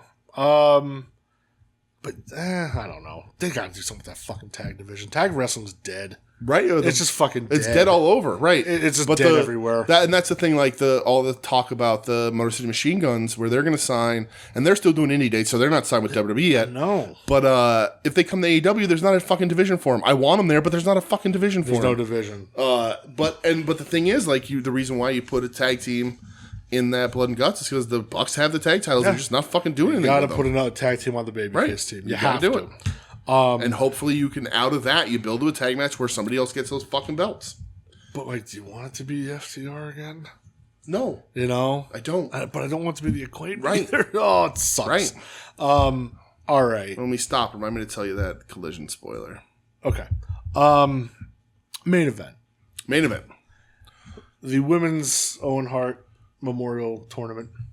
Finals. Willow Nightingale. Yep. Defending champion. Coming out in the caution gear. Looking great. What a great touch. Yep. Versus Mariah May, coming out in the pink and black. Mm-hmm. Great touch. Yeah. The Danger Gear also being his Nation of Domination. Which is amazing. Hilarious. Look how big my damn nose is. I thought match was good. Yeah. Not great, but good. Good, yeah. Stokely... Better than AEW's women's matches average. Yeah. Stokely, grabbing Willow and then Statlander hitting Willow. Mm-hmm. That's not done. That needs to end in a fucking cage. Yep. It needs to. Or, Stokely in a shark cage above a ring or something, you know? Absolutely. It needs to get a bloody nose during it. So, Mariah wins... with the victory roll. She does? Which a lot of people point out, that's Owen pinned Brett at WrestleMania 10 with a victory roll. Oh, nice. That's so, that's cool if that's what they went with. Yeah. Her and Tony start celebrating in the ring. Mariah's hugging. They're both hugging. They both go out of the ring. They run up the ramp. They're holding hands, skipping and running up the ramp. because this whole storyline, Tony's super excited to wrestle her friend. I think probably thinking like, well, it'll be easy. She'll lay down for me, or I know. I just think it's a genuine I let my guard down. I've accepted Tony. I love you. I love you. Right. Let's have an honorable match between two when she announced classy that she ladies. Got Mariah in the tournament. She said, I'm going to look out for you like nobody looked out for me. Mm-hmm. And then, my God. Mariah May. Did you see this? So everybody said we all knew this was coming, and we all knew this was coming. So, but they got everybody. For me, and I know like everybody's talking about it's that All About Eve movie. I never watched the movie. Yeah, I know. Sure. I read. I know what happened. Whatever. For me, I thought it was going to be Tony turning on Mariah, right? Because we're setting up Wembley. Mm-hmm. Mariah's from the UK. Right. The jealousy takes over. Mariah's from the UK. Let her be the big baby face to finally get rid of Tony Storm. The demented Tony Storm now. Yes. The demented diva Tony Storm. Did not see it coming here. Yeah. I thought maybe in a week or two. Mm-hmm. And I thought it'd be Tony turning on Mariah. Yeah. Brother. Insane, dude. This is one of the most brutal turns I've ever. I could still run through a wall because I'm like speechless over it right now. Mariah, she takes the belt off, the Owen belt from around the trophy. Looking like she's gonna celebrate. And as soon as Tony turns around, Mariah fucking waffles her with it. Yep. The crowd just gasps, I screamed. She is whipping her with this title belt so hard. She kicked her in the ribs so hard. Waffles Luther with it. Yep. The referees come running out, shoves down Crushes Aubrey. Yep. Hits Luther again. Luther does a fucking flip bump off the stage through 2 tables. Mm-hmm. And when she picks up Tony by her hair, and you can see Tony's bleeding at this point. It's like 2 straight lines down her face. You hear Tony yell out, cry out, Mariah, and Mariah just takes the fucking shoe because watch for the shoe. Should have watched for the shoe. And just starts stabbing the heel of the shoe. So gross, dude. It was brutal, dude. And it was mic'd perfectly. Yeah. Every hit, it was just you could hear it. And it was about the 5th or 6th hit. She hits her part of the heel hits Tony in the mouth, and you actually see Tony grab her mouth oh fuck, did that just knock my teeth out? And she just keeps stabbing her and stabbing her with this heel. And she finally picks Tony up again. She's holding her by the hair, and she leans in and starts kissing her forehead with all the blood and smearing the blood all over Tony and all over herself. And the camera zooms back, and you just see the graphic for the All-In match on the Tron. Yep. It's fucking insane. Yeah. The crowd is chanting, "You sick fuck." And I'll give him credit. Marcus pointed it out because he's not recording this week. So, Marcus, I'm giving all your credit this week. My boy. He says the crowd just starts clapping. Yeah. Like you would at an end of a movie or something. Holy shit, that was incredible. Just the imagery, just everything. Oh my God. In the Discord, everybody was freaking the fuck out last night. I've said I'll say right here, Michelle went to guest the show. Wings Calls Tatum. Went to see Tatum. It was at Tatum's hair salon. Overall salon does a bunch of things there today, and Tatum couldn't wait to talk about it. Yeah. Right. I've said, we've all said, it's probably the best ending of a show that AEW's ever done. Yep. I think it's one of the best ending angles in recent wrestling memory, right? Easily. They were all so committed. Clearly, Tony was beat me up. Go ahead and beat the shit out of me. Because it never looked fake. She didn't miss one of those shots. No. You could see with the shoe where she was sort of pushing through, but it all looked real. I'm goosebumps still. I was so excited. It just pumped. I was screaming. I almost woke Michelle up. It perfectly executed. We all knew there was a turn coming. We just didn't know when, and you shocked us by when and by who. Everything was executed so incredibly well. It is a remarkable piece of wrestling business. Mariah's facial expressions during this, unbelievable. Right. Top notch. And she looked demented. She absolutely did. And like the thing is, when we talked about, you said earlier, like Tony turning, we talked about on the show in the past and with people here, like nobody's getting booed or nobody's getting cheered over Tony. Tony's supposed to be a heel, but every person you've put her up against is getting booed because the character is the best character in AEW right now. And so we're like, well, who can you put? We've talked about this. Who you could put across from Tony at a show like Wembley that won't get booed, so you can have a babyface versus a heel match. We're like, well, Willow probably wouldn't get booed. It would probably split the audience. Yeah, and that's the end of the fucking list, right? That's about it. So I don't know if this was the plan all along. If they change it, I have no idea. But when you have a problem with a heel that the fans don't want to be a heel, and they're booing everyone else that stands across the ring from her, then make the biggest fucking heel you can out of her next opponent. Yeah. And they did that. Like, mission accomplished. People are going to throw shit at Mariah May. Like, this is a huge fucking turn. And it was done so well. Yeah. I hope they follow it up really well. I hope they have it all. Like, Tony needs to be off TV for a week or two. She needs to be off for minimum And when 2 she weeks. comes back, she needs the full-on Invisible Man head wrap where you can't see her face. Like, just her eyes. Like, you've just figured me. Like, just all, like, fucking craziness. It was seriously, like, just jaw-dropping stuff. And then Mariah did a Sports Illustrated interview today, a short one, but she's like, my parents are going to be at Wembley. They get to see me finish off what's left of Toni Storm.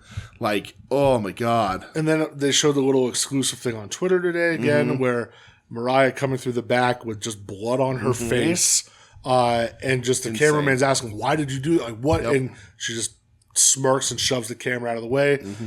And then when it like cuts to Toni Storm getting helped down the ramp, and just so much blood, incredible. It was so impactful, and oh my God, dude, I cannot stress enough. This is like top 3 things AEW's ever done. I think so too. I think, and like it was fucking insane. And like this singular moment, absolutely, but also the whole Toni Storm thing has been really great. It is a highlight of the shows. It has been from the beginning.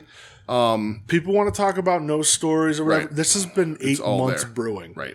If you look at the little mannerisms in the background. October, November when Mariah came in with Toni. It's crazy. You look at the little mannerisms in the background, like there's one where Tony's cutting a promo where she gives the Tony Award. She says like, I'm the star. Nobody's ever going to take my spot. And Mariah starts like side-eyeing her. Where Mariah would be holding the women's world title, and not wanting to give it up. And like side-eyeing Luther all the, like it was there.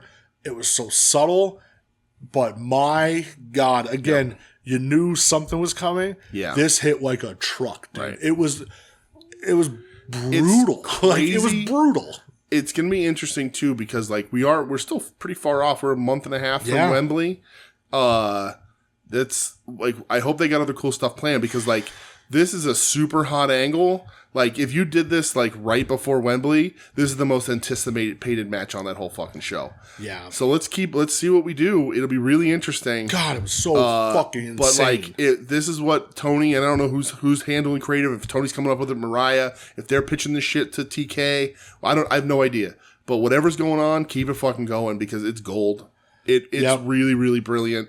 It is probably from a storyline and like investment part of AEW, it's the best thing they have going. Yeah, between this and then like the Hangman stuff, wanting to get it Swerve again, right? Like there's your fucking stories for people. Sure. Like shut up for sure. So that does lead. Here's the thing: if you don't like AEW, I don't really know how to listen to the show because we don't cover a lot else, but go watch this. Would you watch this without a bias eye, and just be like, holy shit, you're right. Get this was really fucking cool. Get lost in it. And that leads to the Tim Taylor question of the week. All right, let me play this song. All right, what is it? Man. And now the Tim Taylor question of the week. Again, kinda.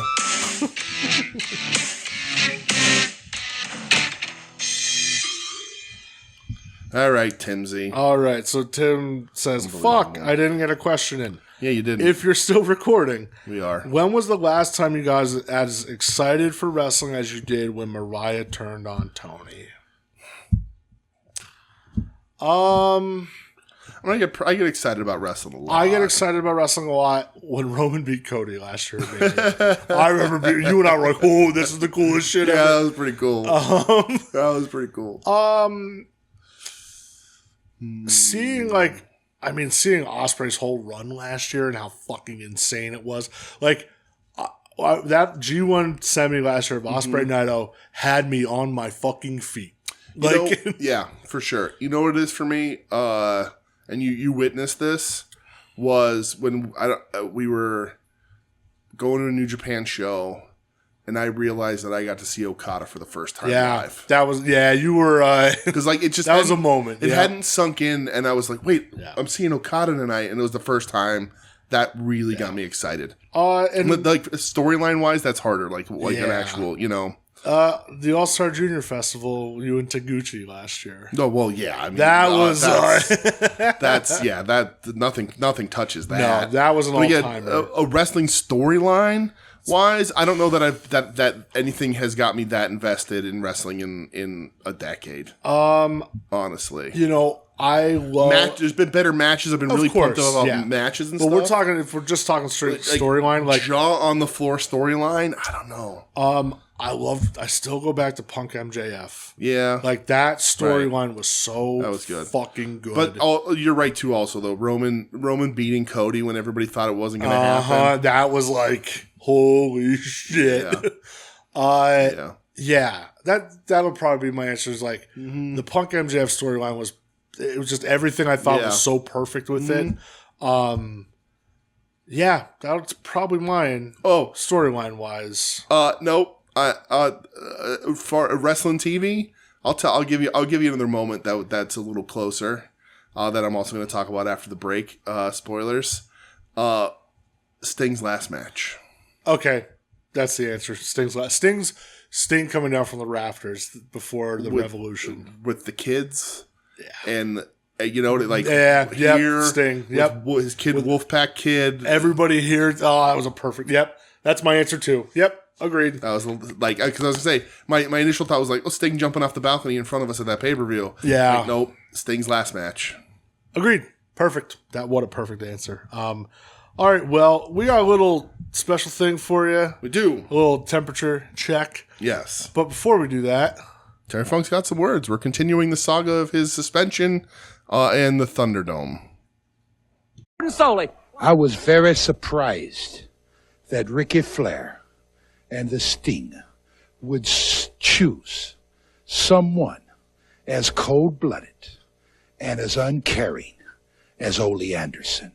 I mean, if I was going to look around and find the most spiteful, despicable human being on the planet of Earth, it would be hard to find someone worse, more cold than Ole.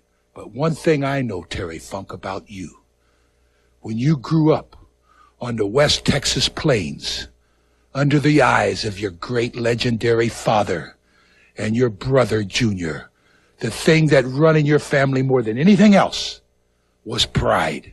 You have Texas pride, and Texans have more pride than anybody. And all I want to say about Muda, he's an Oriental. Those people, before they lose face. Harry Carey.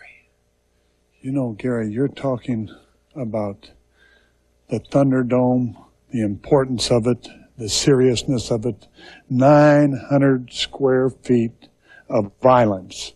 And as far as I am concerned, there are tangible objects and intangible objects, and Sting and Flair are tangible. That means they can be done away with. The intangible factor is a World's Heavyweight Championship belt. It'll be around forever. And Ric Flair will never be able to have that around his waist again after the Thunderdome. We'll find out on the 28th in Philadelphia pay-per-view. We'll be back after this message.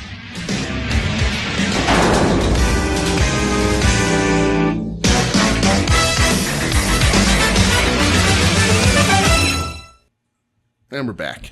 We are. So before we do our little mid-year temperature check, yes, the G1 Climax does start next Saturday. Yes.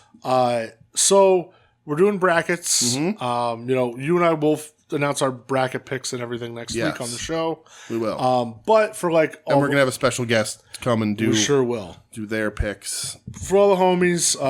In the Discord, wherever really on the internet. Yeah. If you want in. Fill out a bracket this year. It's very easy. It's not as convoluted like 4 blocks last year. 2 blocks. 2 blocks. That's 10. So the winner. Listen, we're not going to do an entry fee or anything like that. No. But whoever wins, whoever decides to do this with us, we're going to give you a nice little prize pack. Yeah, we'll throw something together. We're going to have some stuff for you. We'll see what kind of goodies we could scramble together. Yeah, we got stuff. We both have stuff. So, I think it'll be fun. It's always fun doing this. It was fun as fuck last year. Yep. But, just to put a little more interest in it. I've made my own little brackets every year for the past 3 or 4 years. Yeah, we've been doing it for a while. So we're going to go straight bracket prediction, two A and B, based on the points. And that's going to be the competition. Yeah. They're doing quarterfinals, semifinals, and finals this year. Those will also be put out there, but those are going to be strictly for a tiebreaker, bragging points kind of thing. Of course. To keep it easy, because you can get the right finals in the winner, but your brackets can be all fucked up. Who knows? We're just going to go based on A block, B block, point totals. That's it. If point totals tie, then we'll go by who picked the most matches correctly. Yep. And if somehow that ties, then we roll into the quarterfinals, semifinal, finals. If you go all the way through, congratulations. But just A block and B block points based is gonna be for the win. Yeah. So, and you don't have to buy in, like Brett said. But if you're in the Discord, you'll get it. If not, I'll put it on social media. You can email the show, WeNeedWrestling@gmail.com. You can hit us up at WeNeedWrestling on social media, Instagram, Facebook, Twitter, and we'll, I'll send the bracket out. Yeah. All I ask is that when I put it out, you fill it out. You can fill it out digitally. You could print it out and scan it. Take a picture of it. Print it out. Just send a copy to us. Send a copy. Just so we can keep track of it. We're going to ask everybody to keep track of their own shit. Yeah. But I want to make sure that I have everything so that I can, at the end, tally results. Everything up, yeah. On my own and have that sort of double check. But yep. So whoever wants to play, it's fun and easy, and it may get you a little more invested in watching way too much fucking wrestling over the next 2 months or so. So and again, you could win stuff. Right. And if you don't know anything about the G1, you can still participate. Yeah. You can pick by a whole bunch of parameters. Attractiveness, silliness, whatever. Sure. There's plenty of articles out there and people talking odds and giving you information. So it's all out there. So if you're not a G1 expert, you don't have to be. No. You can still participate, especially because there's no buy-in. So what's the point? It doesn't cost you anything. It's literally, and if you win, we will send you a nice prize. And it's not going to suck. We're not giving you hundreds of dollars worth of shit. No. But we're going to throw in some cool stuff. Yeah. We'll put together a cool little pack. We're not going to customize anything for you. But we'll take care of you. But we'll take care of you. So we'll get some cool shit. So that'll be fun. If Brett or I win, fuck y'all. We're going to take each other out for pizza or something. So there you go. Everybody take me out for pizza. Okay, there it is. Every one of Brett you wins, has to take me out for pizza. Everybody has to buy Brett a pizza. Within the next 6 months. Yes. Everybody. Literally everybody. Yeah. If you're not from this country, you got to travel in. Silverthorne. And you should do it before November. Yeah. All right. Well, so that's it. Hit us up on all that stuff. Yeah, again, it'll be out there. It's going to all be in the Discord. You got a week and a half. If you have any questions about filling it out, it's very easy. Yes, but still ask. You got a week and a half. Yeah, we got this. So, and next week you will hear our picks. Yeah, and then Ed, maybe we'll do an N1 for fun for you. We did the N1 last year. Yeah, I fucking mollywopped everybody. Yeah, it was fun. We did. All right, so we decided a couple weeks ago we were going to do a little bit of a mid-year check-in. Yeah, because the beginning of July is technically halfway through the year. Yeah, and with our recording schedule lately, it's just been whatever. Yeah. It's good enough, close enough. Yes. So you posed a couple questions to me the other day through text. Yeah, so if you haven't listened to year-end shows, we do this at the end of the year, top 5 of a whole bunch of categories. Yeah, this is just going to be a little abbreviated. Yeah, top 3, 5 categories, and just a little fun, like where we're at. And then if you remember, or we do at the end of the year, we can see how things shift around, who stays in a spot, who doesn't, who shifts down, what matches are good, what matches may take its place, blah, blah, blah. So for mid-year, we're going to do top 3. Yes. At the end of the year, we're going to do top 5. Top 5. That's how we do it. Much more extent. It's the whole show at the end of the year. Yeah, so we'll start your top 3 mid-year male wrestler of the year. Oh, okay. We want to go back and forth. You just want to hear my 3. Give me your 3. My 3... They don't have to be in any particular order. My 3 are absolutely in order. Okay. Starting at number 3, Swerve Strickland. Okay. Wins the title, gets the run, just proving everybody that he's the fucking dude. My number 2 is Wilbur Ospreay, because he is probably the most exciting man in professional wrestling right now. Yeah. And a shock to no one, my number 1 is Bryan Danielson, because he remains the best in the fucking world. It's just what it is. All right. He's having a crazy cool run right now. Yeah. So my 3, fuck it, I'll go reverse order too. Number 3, just because I wanted to switch it up a little bit, Drew McIntyre. I think he is hitting on every level right now in WWE. Like it. He is such a bright spot. His promos are amazing. His in-ring work is amazing. Goddamn, I really hope he gets a good run. Yeah. My number 2 is Bryan Danielson, because he's fucking Bryan Danielson, and he has to remind everybody every now and again, hey, I'm Bryan Danielson. Yes. Number 1, no surprise, Will Ospreay. Correct. I feel like he's going to hit 2 years in a row for me as Wrestler of the Year. Yeah.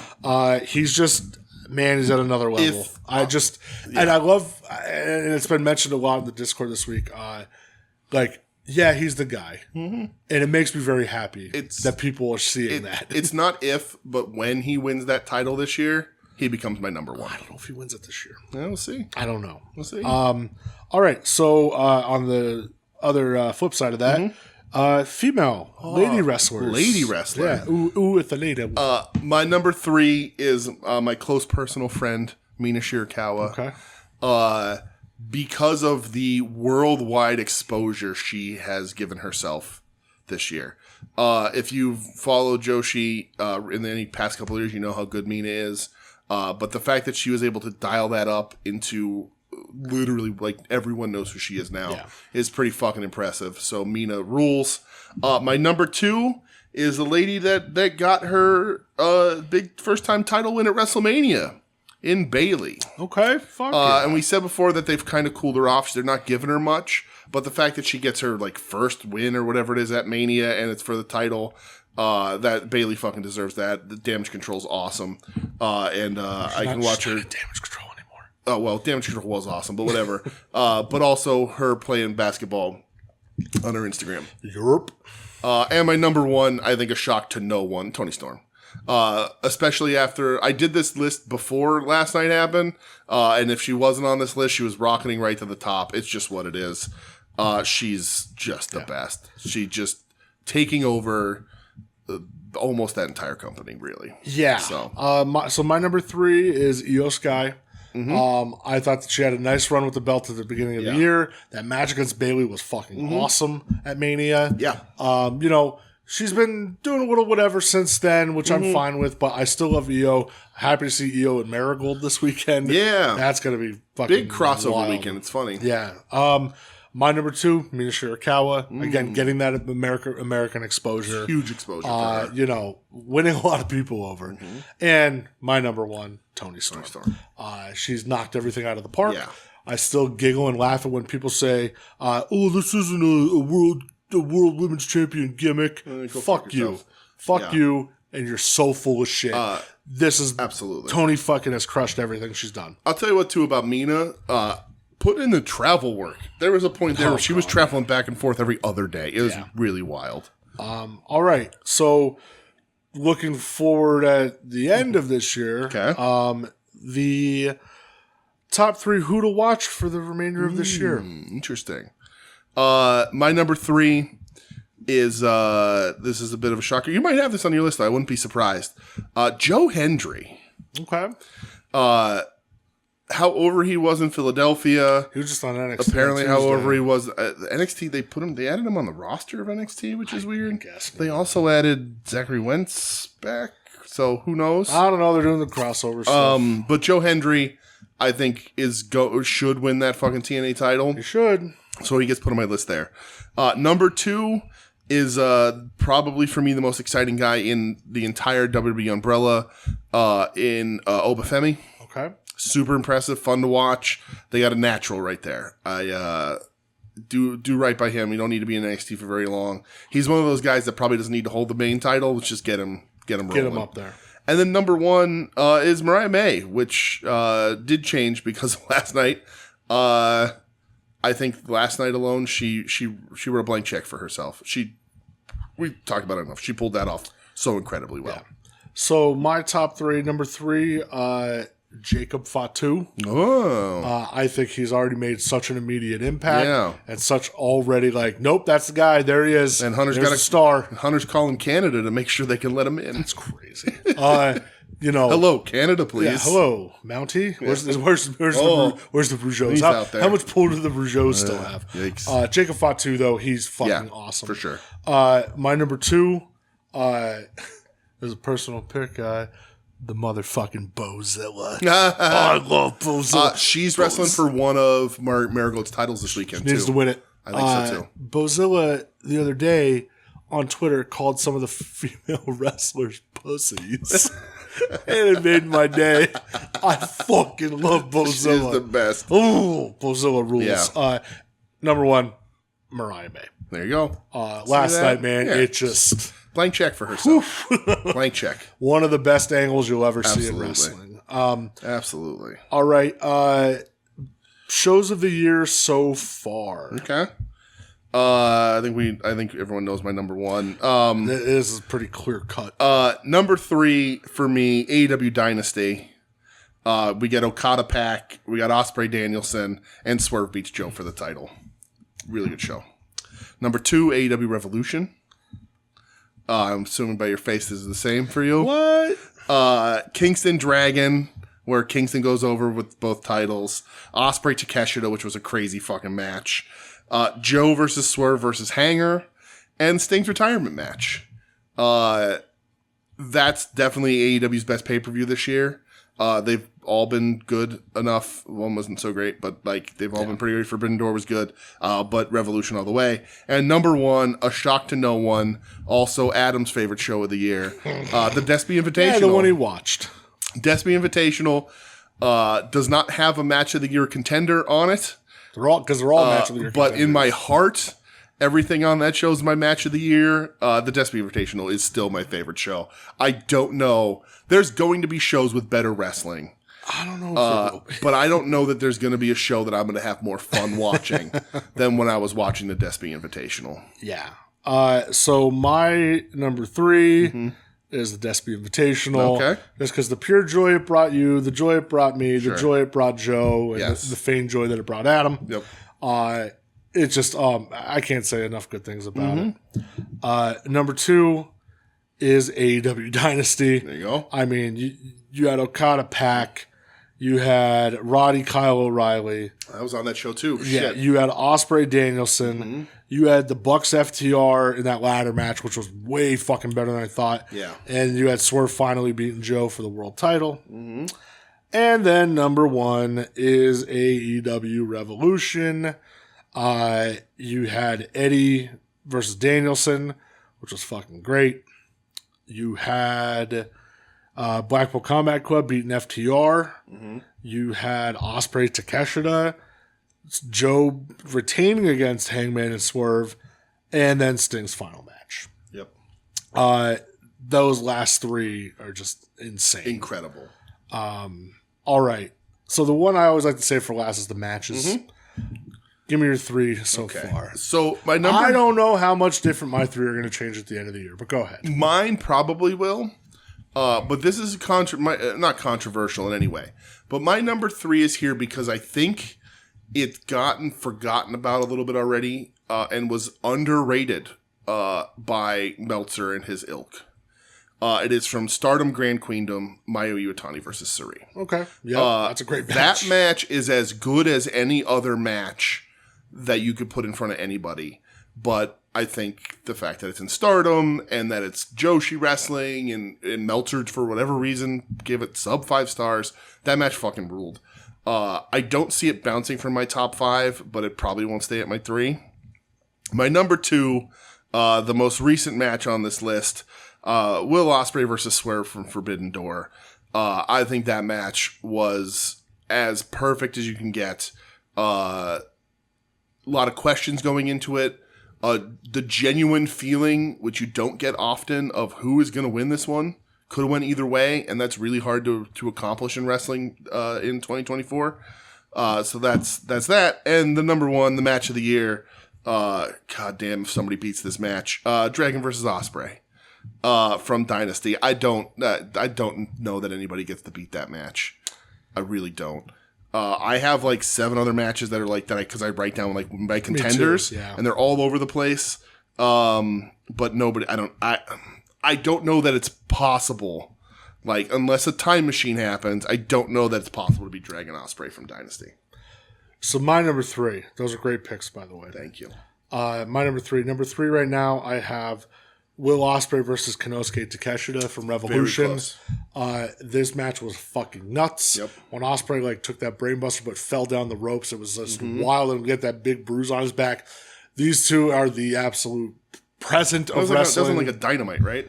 What? Was that on a Dynamite? No, it was on Revolution. Oh, that was Revolution. Right. And then like a couple days later, Ospreay wrestled Fletcher on Dynamite. Oh, right. It was crazy there. Takeshita, please, for it was the love Darby Takeshita on Dynamite. God, give him something. I agree. My number 2. He's going to win the G1. I'm not mad at that. Number 2, Zack Sabre Jr. versus Bryan Danielson from New Also Beginning in Osaka. Yep, absolutely. You are not going to see a better technical wrestling match in your fucking life. That turns violent. I loved it so much. Yep. And my number 1 from Dynasty, Will Ospreay versus Bryan Danielson. Not going to touch it. It's just it's written in stone. They talk about magic in pro wrestling. This was fucking magic. Absolutely what it is. It was so fucking good. I loved it so much. Yep. The only way anything beats this is if you get a time machine and get Okada and Kenny from 7 years ago. That's it. Or if you just get Swerve and Hangman from last year. Yeah. Because that's still... That might be the best match in AEW history. To me, it is. Yeah. It's the best match they've ever done. Whew, that match was really fucking Talk about good. fucking story. There's your fucking story, brother. Whew, that and match the was so story's good. still going. Man, they're doing good shit. Yep. All right. Well, good picks. Yeah. Good picks. This was fun. This was cool. Did you buy anything this week? I bought a bunch of comic books. I bought... No, Michelle took a... I should show you the fucking picture from our Target that Michelle took yesterday. Oh, boy. It's fucking sad. I don't Just think I like still nothing have it. there. A Hogan on clearance and a basic Cena. Oh my god, that's terrible. And also the Scorpion King Rock.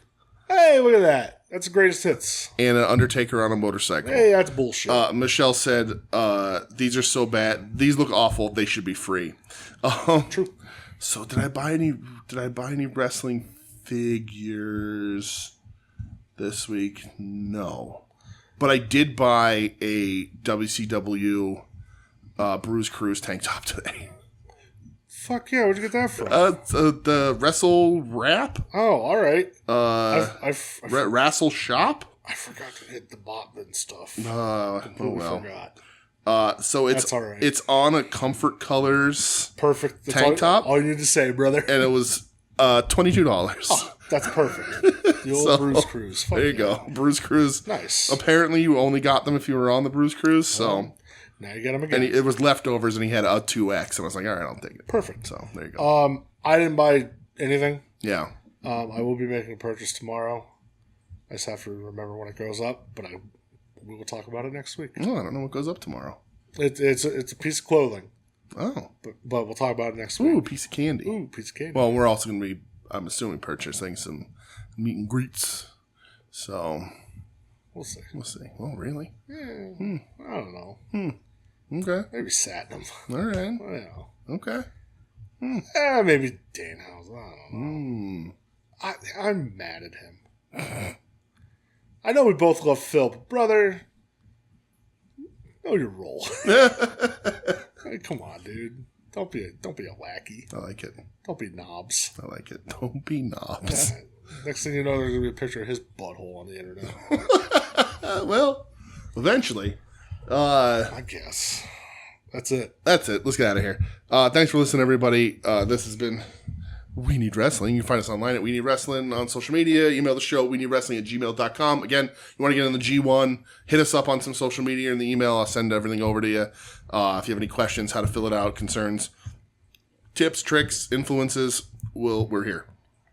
Proud member of the Soon to Be Named Network at STBN Network on Twitter, soon to be named network.tumblr.com. Final Wrestling Place, At Odds at Wrestling, Longbox Heroes After Dark, our other show, Wings on Wings, Puzzle Warriors 3, Porch Talk, Profane Argument, whole bunch of shows. Check out the website. They're all there. Even if Joe doesn't put up Wings in a timely manner, even though it was released at the proper time in the morning. But that's fine. We were off for a month. We can forgive him. Yeah, that's it. We'll be back next week with Tales of Road Tripping. Tales of AIW. You're listening to the soon-to-be-named network, the Lamborghini of podcast networks. Knock it off, nerds! Obviously, you're putting your entire career in the hands of this man. Well, that's the way some people look at it. The bottom line is that less than 1 week from tonight, the Thunderdome comes down over 4 wrestlers that despise the ground each other walk on. Sting and I. We look each other in the eye, we say, we're going to the pay-per-view, we're going to Philadelphia. No rule! A special referee named Bruno Sammartino, and a man outside the Thunderdome that we have to believe in with every ounce of blood, sweat, and tears in our body. Ole Anders, one of the greatest wrestlers to ever walk the face of this earth, a man who needs no introduction, and a man who has bled and sweat and paid the price, will call the shot for Sting and Ric Flair. Tell him, Rock.